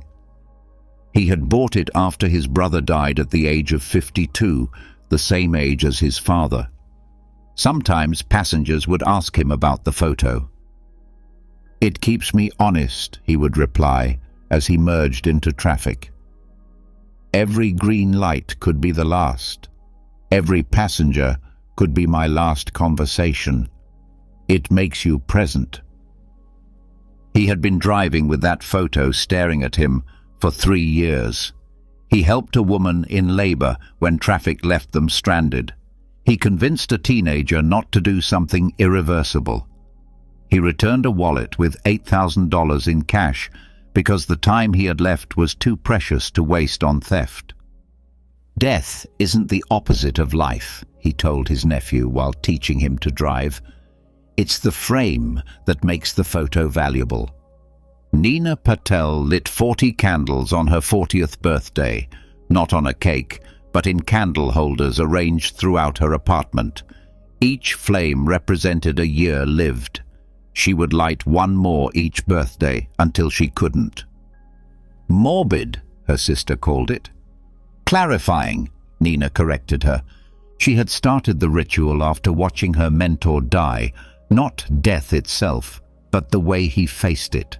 Bitter about unfinished business, angry about the time he had left, as if death were a surprise rather than the only appointment we all have.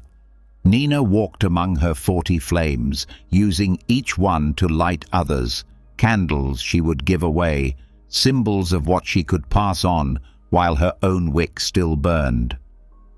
"Remember that you will die, so live correctly." The group visiting the cemetery followed Elena through Section C, passing monuments with forgotten names. She had started organizing these visits after her husband's funeral, finding peace among the gravestones that proved that everything has an end. This was Margaret Chen. She paused in front of a simple gravestone. 1892 to 1967. Mother, teacher, gardener. 75 years compressed into 7 words. A young couple in the group held each other's hands more tightly. "This isn't to scare you," Eleanor continued. "It's to make you focus. If you had 7 words on your gravestone, what would they be? More importantly, what would you do today to earn them?" She led them to the oldest section, where the dates had been erased, leaving only shapes in the stone. Now they are anonymous. But they lived, loved, fought, celebrated, just like us. The only difference is that their sand has fallen away. Back at the entrance, she handed each visitor a small jar of sand. About as much as a day's worth, 24 hours of grains. Spend them knowing they won't come back. Marcus, Dr. Chen's patient, finally started his book, not someday, but that very Tuesday, right after the session. 1 page, then another. The hourglass on his desk, which now turned over every morning with the question, "What is worthy of these falling grains?" He wrote about code as poetry, about building digital cathedrals that would outlive their builders, about the heart attack that taught him that time was syntax, precise, limited, irreplaceable. James Rodriguez started a program to teach former inmates how to drive. It wasn't charity, it was an investment. Their grains of sand fell into their hourglasses, and their skills were passed on before their last journey. "You are going to die," he told each of the graduates. "The question is whether you will live before that." Nina's 40 candles became 50, then 55. Each year, more light to give away. She mentored young designers and taught them that creation was the answer to mortality, to create things that would outlive their creators. Eleanor's visits to the cemetery grew. People came to face the fact that would define all others. This ends. Not to become morbid, but to become aware. To stop living like sleepwalkers on finite days. 3 dignified ways to spend today, she assigned them. Only 3. Not everything, that's panic. 3 deliberate choices that honor your mortality. They wrote, "Small acts that become meaningful because of their scarcity. Ordinary moments that become sacred because of their number. The hourglass does not stop. The candle burns down.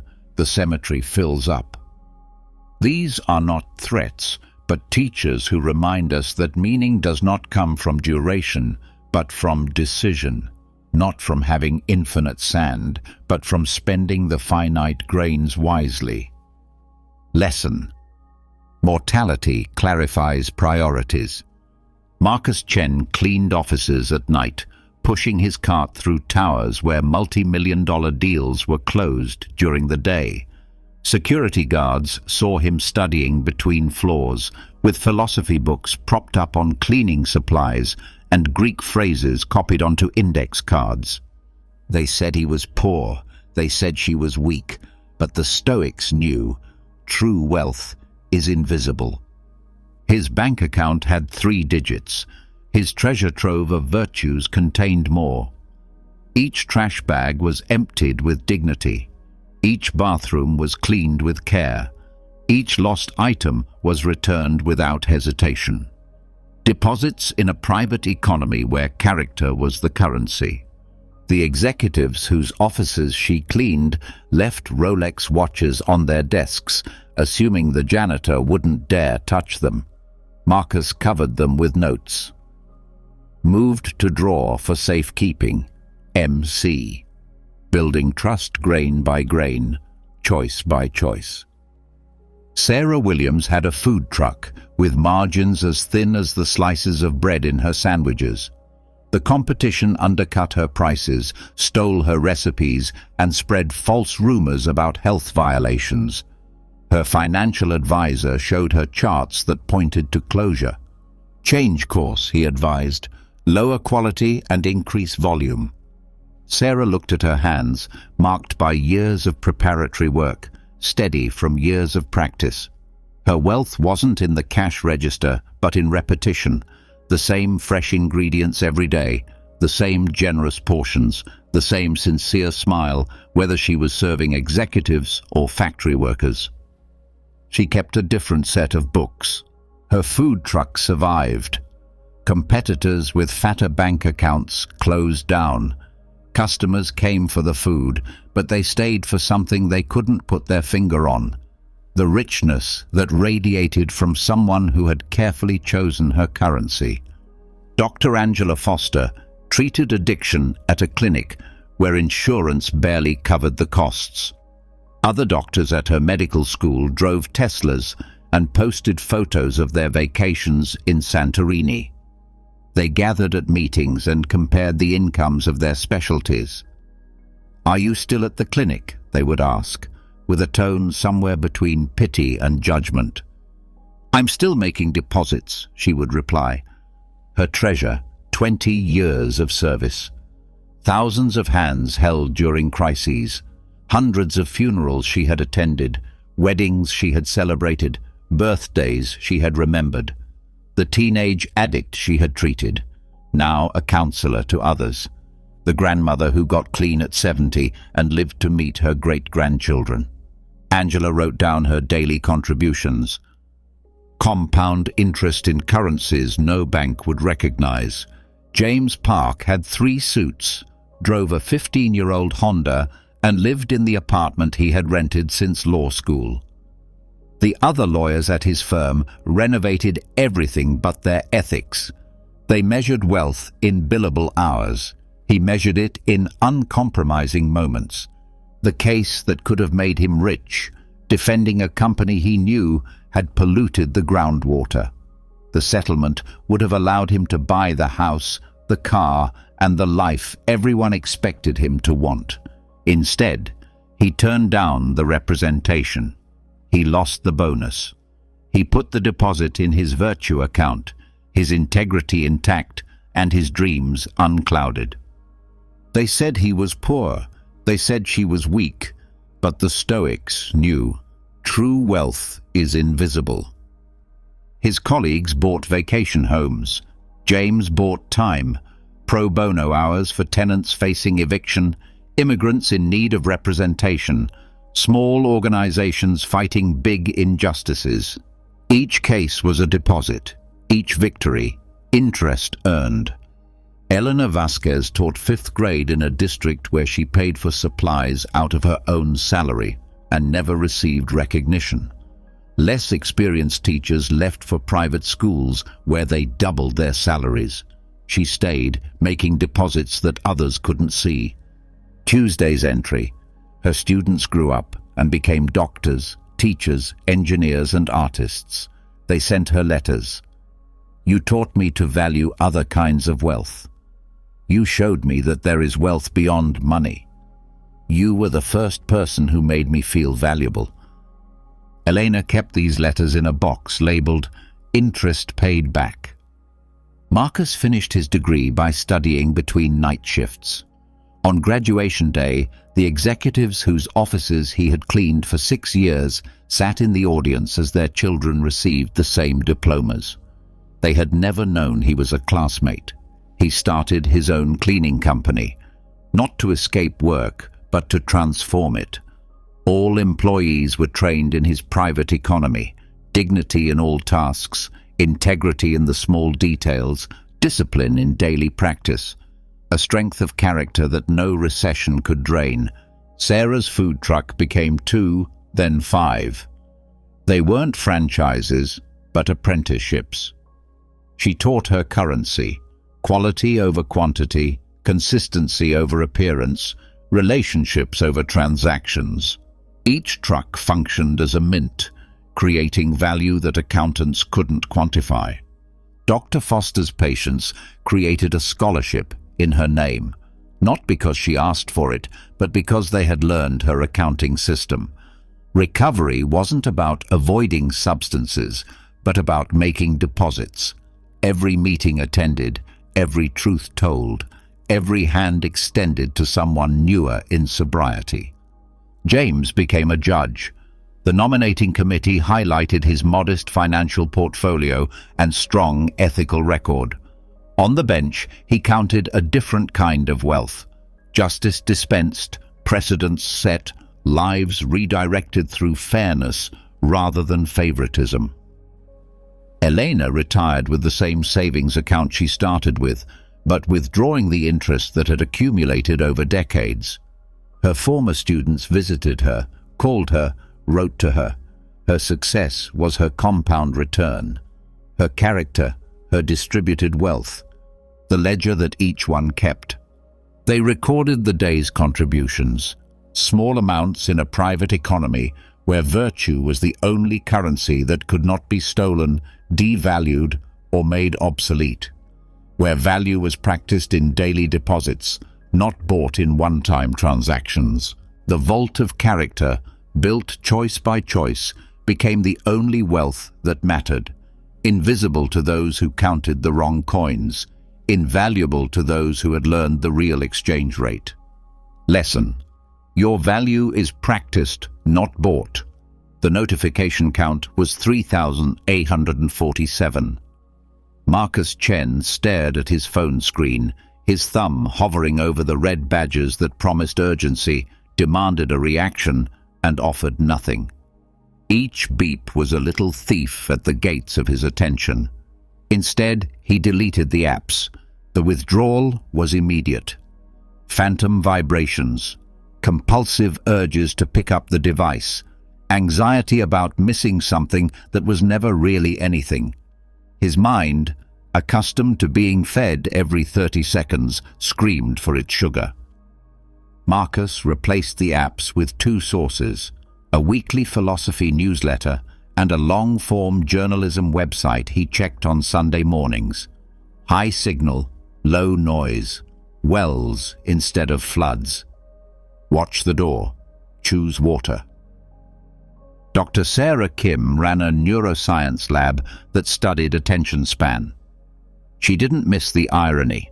She was researching concentration while her own was scattered across 17 browser tabs, 4 messaging platforms, and 3 news aggregators. She was studying what she was losing. The experiment began with herself, an information diet, with calorie counting, no scrolling, no browsing, no quick checks that turned into hour-long descents into other people's opinions about other people's opinions. Her colleagues consumed everything and retained nothing. Sarah consumed selectively and retained the essentials. They knew all the hot topics. She knew what was important for her job. They reacted to every headline.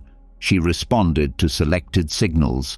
James Morrison managed social media for a tech company while practicing information monasticism.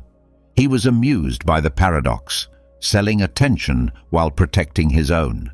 He understood the mechanism because he had stepped away from it. His castle had very strict rules of access. The company wanted him to be always available, always responsive. James set limits. 2 emails a day, 1 message, create before consume. His campaigns worked better than those of his colleagues who lived on the platforms. Distance gave him perspective. Perspective allowed him to develop strategies. Elena Rodriguez wrote novels on her phone during her commute to work, but she hadn't read anyone's opinion about writing in 3 years. No forums, no groups, no endless discussions about the process that replaced the actual process. She wrote 2 hours a day and consumed the work of others for 2 hours a week. The ratio was important. Create more than you consume, produce more than you browse, build more than you destroy with criticism and comparisons. Watch the door, choose water.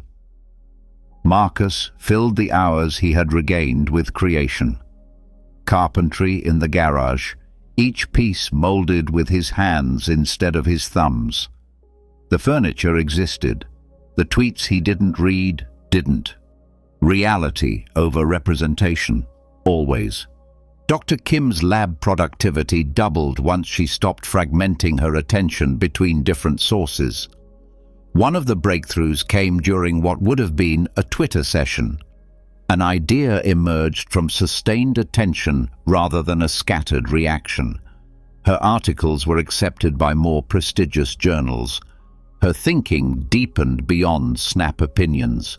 The students she mentored were addicted to junk food news. She taught them the diet. At first, they resisted. The fear of not knowing everything immediately.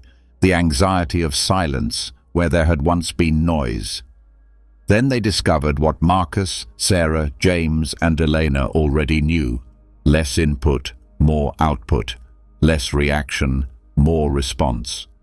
James noticed patterns in the metrics. Posts created from quiet contemplation outperformed those made with reactive haste.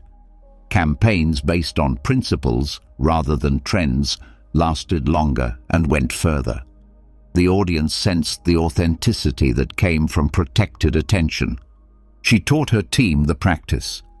Elena's novels became richer once she stopped diluting her imagination with the opinions of others. Each book emerged from a protected mental space, uncluttered by what everyone else thought fiction should be. She established sources. Discipline felt like deprivation until it revealed itself as liberation. Attention regained from the slot machine of endless scrolling. Focus restored from the fragments of perpetual partial attention. Marcus built furniture that lasted for generations, while others built tweets that lasted for seconds. Dr. Kim published research that advanced knowledge, while others published reactions that advanced nothing. James created campaigns that changed behavior, while others created noise that changed channels. Elena wrote novels that endured, while others wrote comments that faded away. Each of them kept a journal. Control was not based on ignorance, but on intention. It was not about hiding information, but about choosing what deserved to be included. The castle of attention was protected, the well of inputs was healed, and the ratio between creation and consumption was carefully maintained. Everyone practiced the same protocol: create before consuming, respond rather than react, choose wells rather than floods, protect gates against attention thieves. The currency of attention, spent wisely rather than stolen bit by bit. The destination of attention, deliberately directed rather than randomly scattered. Lesson: attention is destiny. Direct it wisely. The laminated card that Dr. Sarah Chen carried in her wallet had 7 lines written on it. They weren't motivational quotes. They weren't borrowed wisdom. They were her code, refined over years of emergencies and ethical decisions, written in her own hand. Marcus had his engraved in oak, literally. 5 maxims on wood hung above his workbench, each letter carved deep enough to last a lifetime. Elena lived with sticky notes taped to her bathroom mirror. James encoded his in a password prompt that appeared every morning. Different formats, same function, a North Star when the fog rolled in.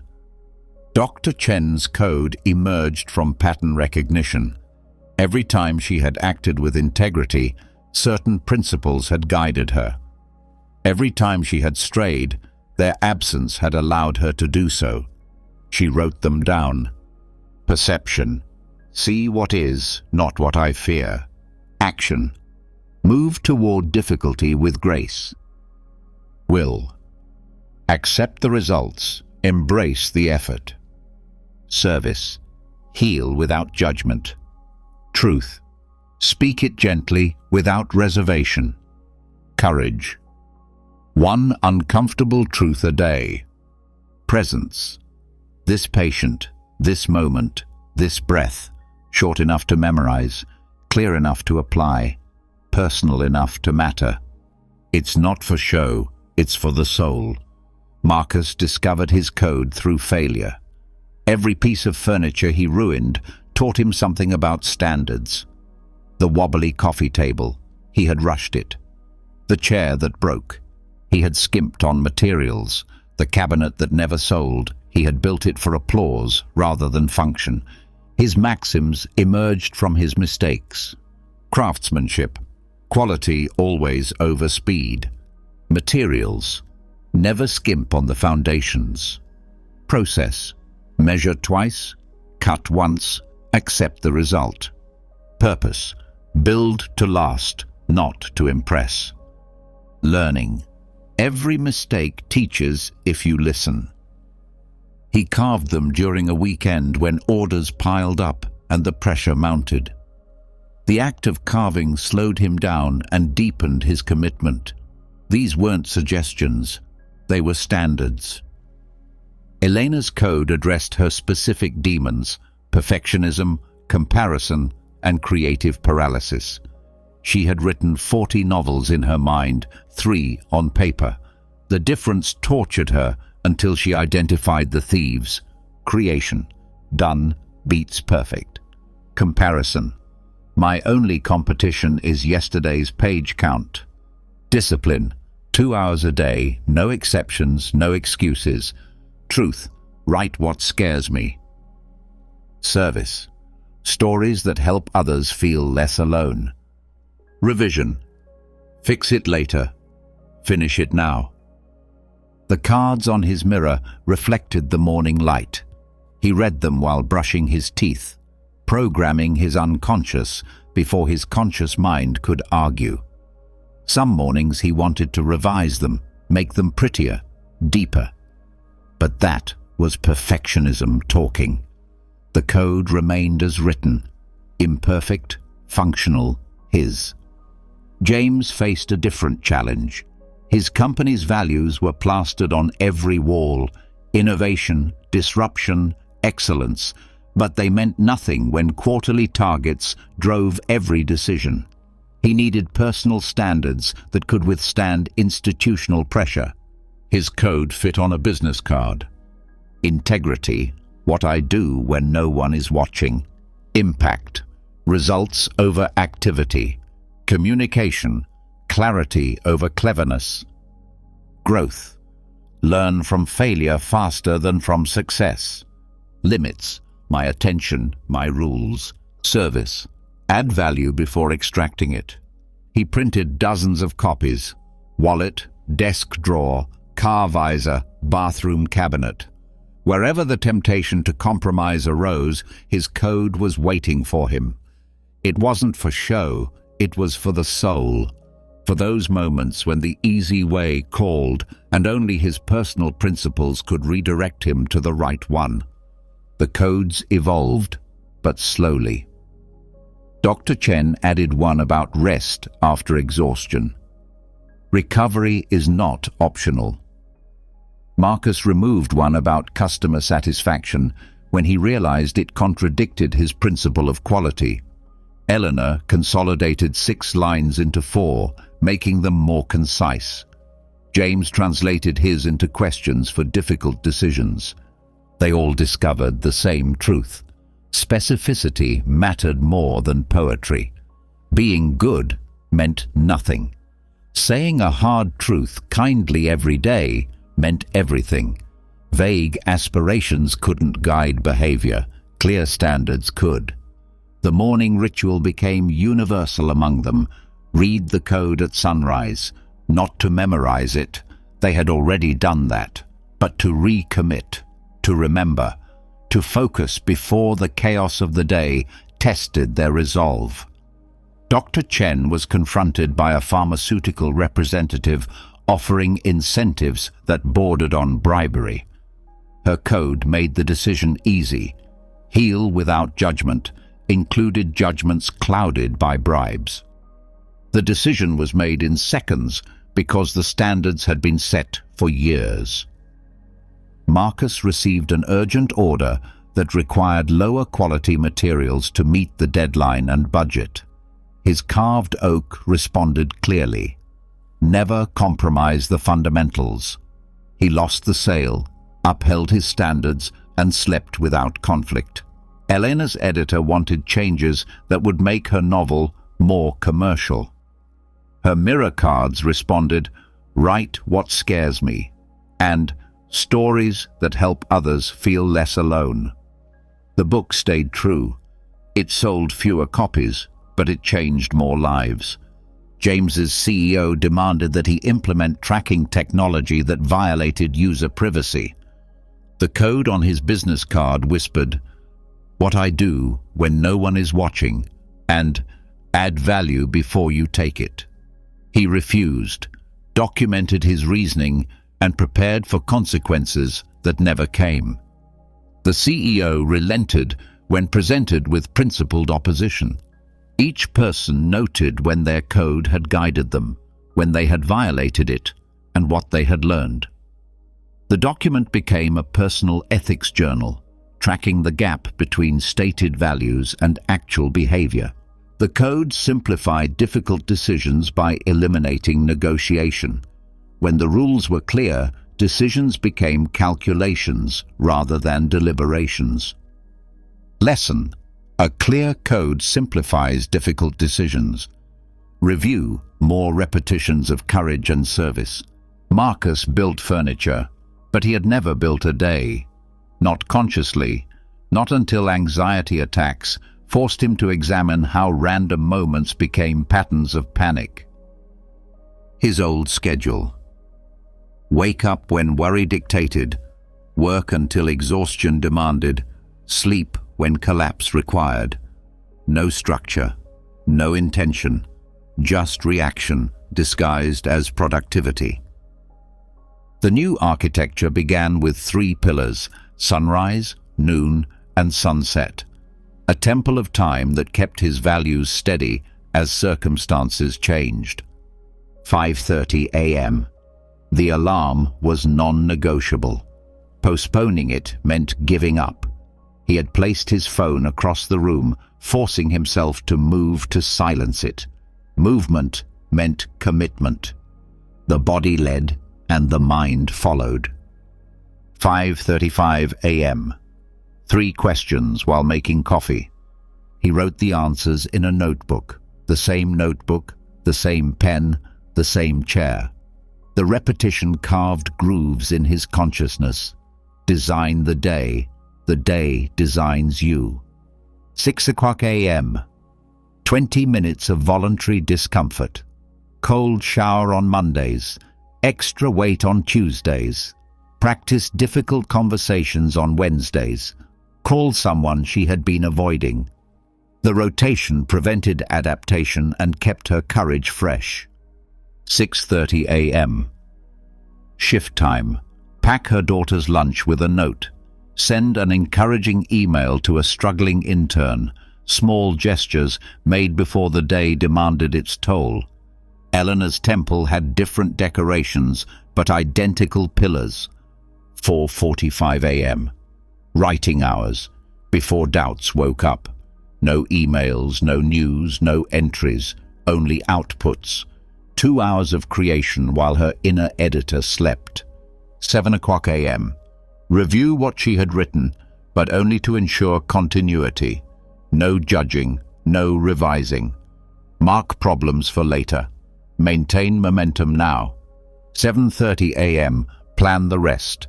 3 MITs, most important tasks. Not 20, not 10, 3. If those 3 were accomplished, the day was a success.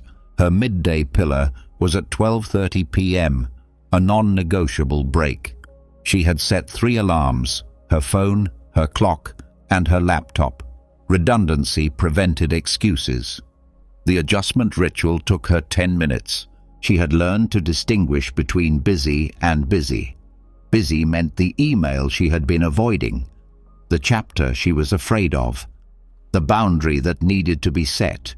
Busy meant reorganizing files and checking metrics, movement without progress. Dr. Chen integrated her pillars into the chaos of the hospital. She couldn't control when emergencies arrived, but she could control her response to them. Before her shift, when it started, mid-shift, bathroom breaks became ritual spaces. After the shift, in the car before driving home, James planned his workday with precision. Open calendars invited interruptions. His became a fortress with strategic doors. 7:15 a.m. Morning intention, non-negotiable. Assistants knew, unless the building was on fire, there were no interruptions. 12 £100, 12:15 p.m. Lunch began with adjustments, not food. Review the morning's progress. Identify the afternoon's focus. Often, he found that the morning's urgent items had become irrelevant by the afternoon. 5 o'clock to 5:15 p.m. Review the afternoon before heading home. What worked? What didn't work? What relationships needed repair? If-then planning. Sunday evenings. Each person discovered their saboteurs. Marcus fought the urge to skip the morning questions when orders piled up. Elena fought the urge to review instead of write. Dr. Chen resisted the "I'm too tired" excuse. James confronted the lie that it's too important to pause. The structure included recovery, planned, protected, and non-negotiable. Marcus. Tuesday afternoons in his workshop, no client work, just personal projects. The wooden bowl that served no purpose except to bring joy. the joint that challenged him without consequences. Elena. Fiction Fridays. No editing, no correspondence, just reading other people's work, filling the creative well. Dr. Chen. Tai Chi on Thursday mornings, moving meditation that prepared her for 12-hour shifts, slowness as medicine for speed. James. Weekend mornings with family, phones in a drawer, presence as practice. They tracked the patterns. Marcus realized that his anxiety peaked when he skipped his morning questions for 3 days in a row. Elena's writing suffered when she skipped her nightly revisions. Loose threads became tangled overnight. Dr. Chen's patience evaporated without her mid-shift breaths. James's decisions deteriorated when his adjustment rituals disappeared. The temple required maintenance, monthly reviews to assess what was working, what wasn't, and what needed adjustment. But the 3 pillars, sunrise, noon, and sunset, remained constant. Everything else could change. These anchors remained firm. Their days began to shape them. The morning intention created momentum. The midday adjustment prevented derailments. The evening review turned experience into wisdom.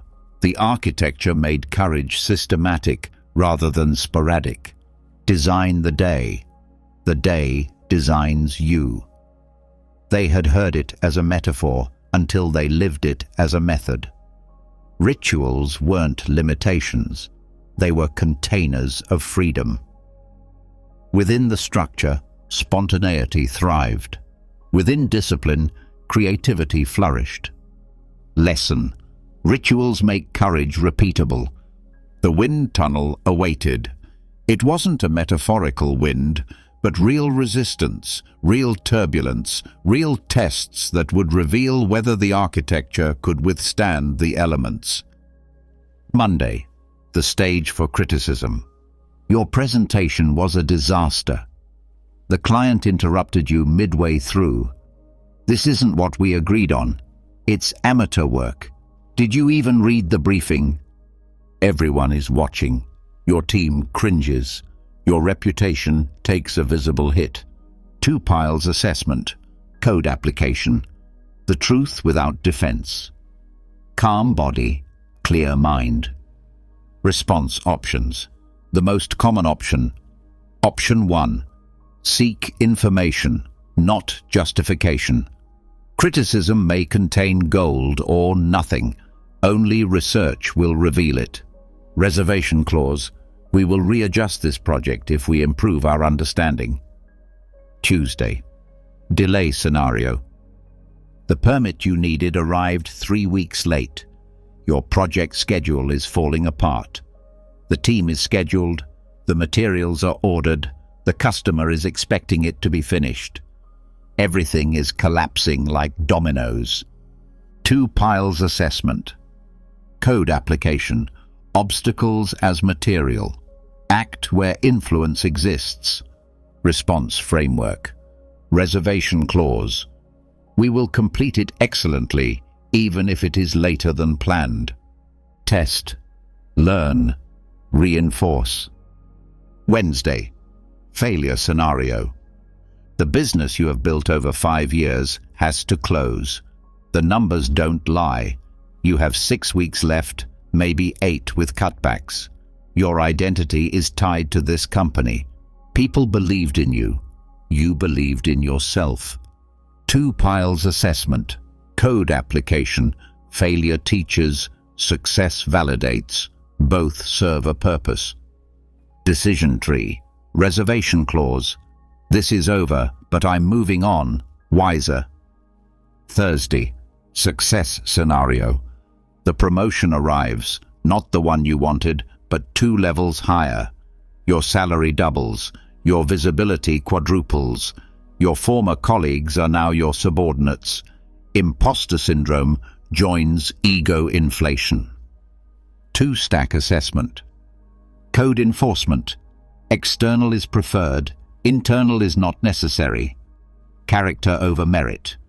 Integration approach. Caveat: I will take this position lightly, but the responsibilities seriously.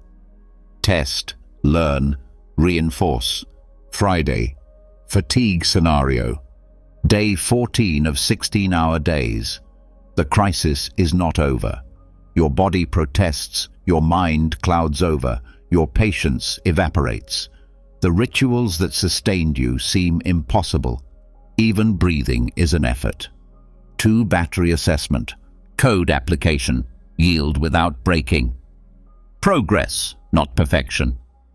Fatigue modifications. The skeleton holds when the muscles fail. The structure sustains when motivation disappears.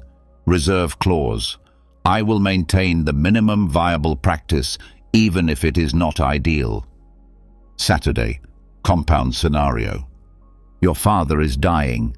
The merger is failing. Your teenage son is rebelling. Your health indicators are in the red.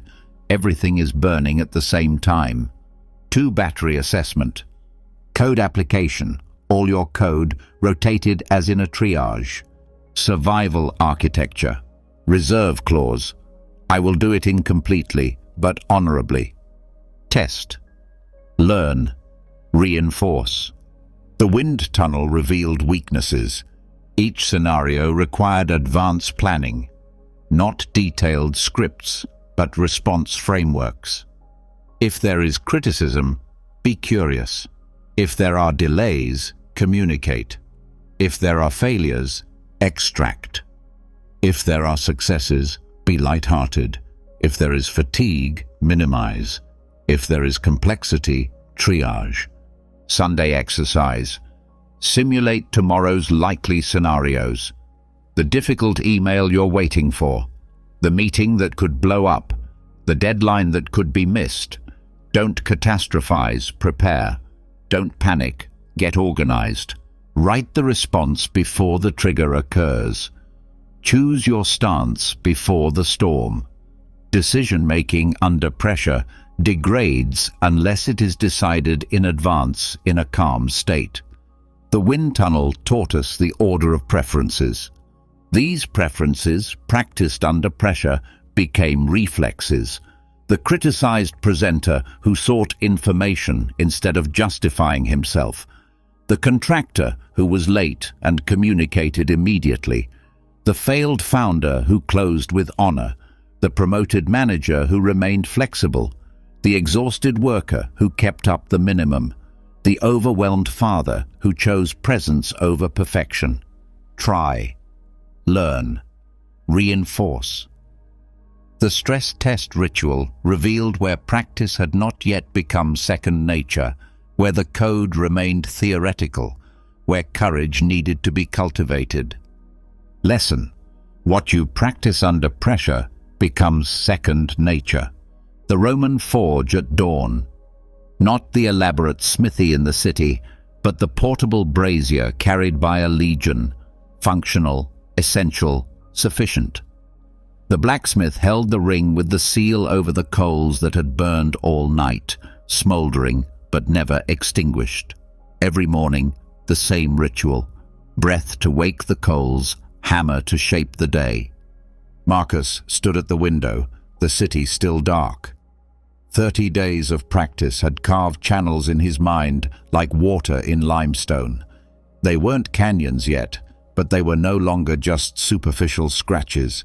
The words waited behind his teeth, memorized not by repetition, but by experience. I will focus on what is mine. The phrase sounded different now. It wasn't a limitation, but a liberation. The board meeting the day before had dissolved into accusations, but he had kept coming back to that first sentence. Their panic, not mine. Their projections, not mine. My response, my composure, my next step, mine. I will act with courage, even when courage is scarce. The email to his estranged brother, sent at lunchtime. 5 words. Thinking of you. Miss you. Short. Scary. Scent. The value of kitchen tables, not mountaintops. I will accept whatever comes and turn it into fuel. The diagnosis had come on Tuesday. It wasn't what anyone would choose, but the choice lay elsewhere, in how to use it. The appointments with specialists, the treatment options, the difficult conversations. It was all fuel for the fire that would consume or refine him. He chose refinement. I will measure my wealth by the virtues I deposit each day. The promotion had slipped through his fingers, going to someone younger, louder, better at the game he had stopped playing. But his ledger showed a different math. Integrity maintained, team supported, work completed without drama. A currency that wouldn't show up on LinkedIn, but would accumulate in his character. I will remember that I am mortal and therefore urgent. It wasn't morbid, it was clarifying. The hourglass on his desk, which turned over every morning, let the grains fall without him noticing. Enough time for what mattered, never enough for what didn't. I will be useful, not dramatic. Sarah's crisis didn't need his opinions or his anxiety. It needed his presence, his practical help with the children, his quiet confidence that she would pull through. Usefulness without witnesses, service without keeping score. I will build a day that builds a life. Architecture, not accident. The morning intention that pointed the arrow, the midday adjustment that corrected the drift, the evening review that drew wisdom from experience. Small blocks carefully placed, creating something that could withstand the passage of time. Words were not magic, they were tools, and tools required hands to hold them, work to direct them, consistency to sharpen them. Some mornings the oath seemed to lift concrete, heavy, resistant, necessary. Other dawns, it flowed like water finding its course. Elena discovered this practice on the third day of her divorce proceedings. The law firm had reduced 20 years to property division and custody schedules. She drove home in silence, passed the bottle of wine, and stood by the kitchen window. I will focus on what is mine. Her healing, mine. Her decisions, not mine. The children's adjustment, influence, not control. I will act courageously, even when courage is scarce. The conversation with the children, honest but age-appropriate. The appointment with the therapist, made despite the stigma. The job application, sent despite decades out of the workforce. I will accept whatever comes and turn it into fuel. Loneliness, acknowledged without drowning in it. Freedom, felt without guilt. Fear, felt without paralysis. All of it, material to build something new. James took the oath from his hospital bed, his voice hoarse from the respirator tube that had just been removed. The motorcycle accident had cost him his left leg and 6 weeks of consciousness, but it hadn't touched the part he chose. I will measure my wealth by the virtues I deposit each day. Patience with the physical therapist, gratitude toward the nurses, humor with visitors who didn't know what to say, small deposits that built reserves for the long rehabilitation that awaited him. I will remember that I am mortal and therefore urgent. The clarity that comes from having been on the brink of death. Every sunrise now had weight, not a burden, but meaning. The accident had robbed him of his mobility, but it had given him perspective. The oath did not spread through evangelism, but through example. Colleagues noticed changes they couldn't name. Families felt changes they couldn't articulate. Something about presence, about consistency, about facing chaos with calm rather than contributing to it. David, the prince of hedge funds, kept the words on a card in his wallet. Between trades that moved millions, he would touch the card, not reading it, just remembering it. His team assumed that the improved performance was due to new analysis. He knew it was due to a new architecture. I will be helpful, not dramatic. The junior analyst's mistake could have triggered the usual theatrical anger. Instead, what's the lesson here? How do we prevent this from happening again? What support do you need? Useful questions, no drama. Linda recited the oath as she ran before dawn, her breathing and rhythm creating a moving meditation. The divorce lawyer who had built her reputation on destruction was now looking for construction. Better deals, cleaner endings, clients who healed rather than hardened. I will build a day that builds a life. Not the life she had planned, which had vanished, but a life with intention, where the architecture of each day supported the foundations of the next. The hammer struck the seal. The mark imprinted itself on the hot wax. It wasn't elaborate, it was clear. It wasn't perfect, it was consistent. The seal that would identify documents, authorize decisions, represent commitment. Once pressed, the wax would cool, the mark would set, the choice would solidify. 30 days became 60, 90, a year. The oath went from recitation to reflex, from practice to principle. The words remained the same, but their meaning deepened like wine aging in oak, subtle changes that only time could produce. Some abandoned the practice after a week, finding it too simple or too difficult. Others modified it, adding personal phrases or removing what did not convince them. But those who remained, those who uttered the words each dawn like the blacksmith lighting his forge, discovered something beyond habit.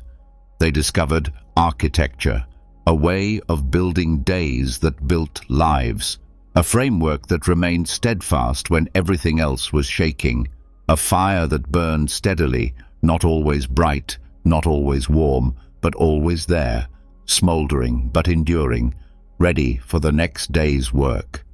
Lesson: living without fear is not the absence of fear, but the presence of principles, disciplined perception, courageous action, and a willingness to accept reality.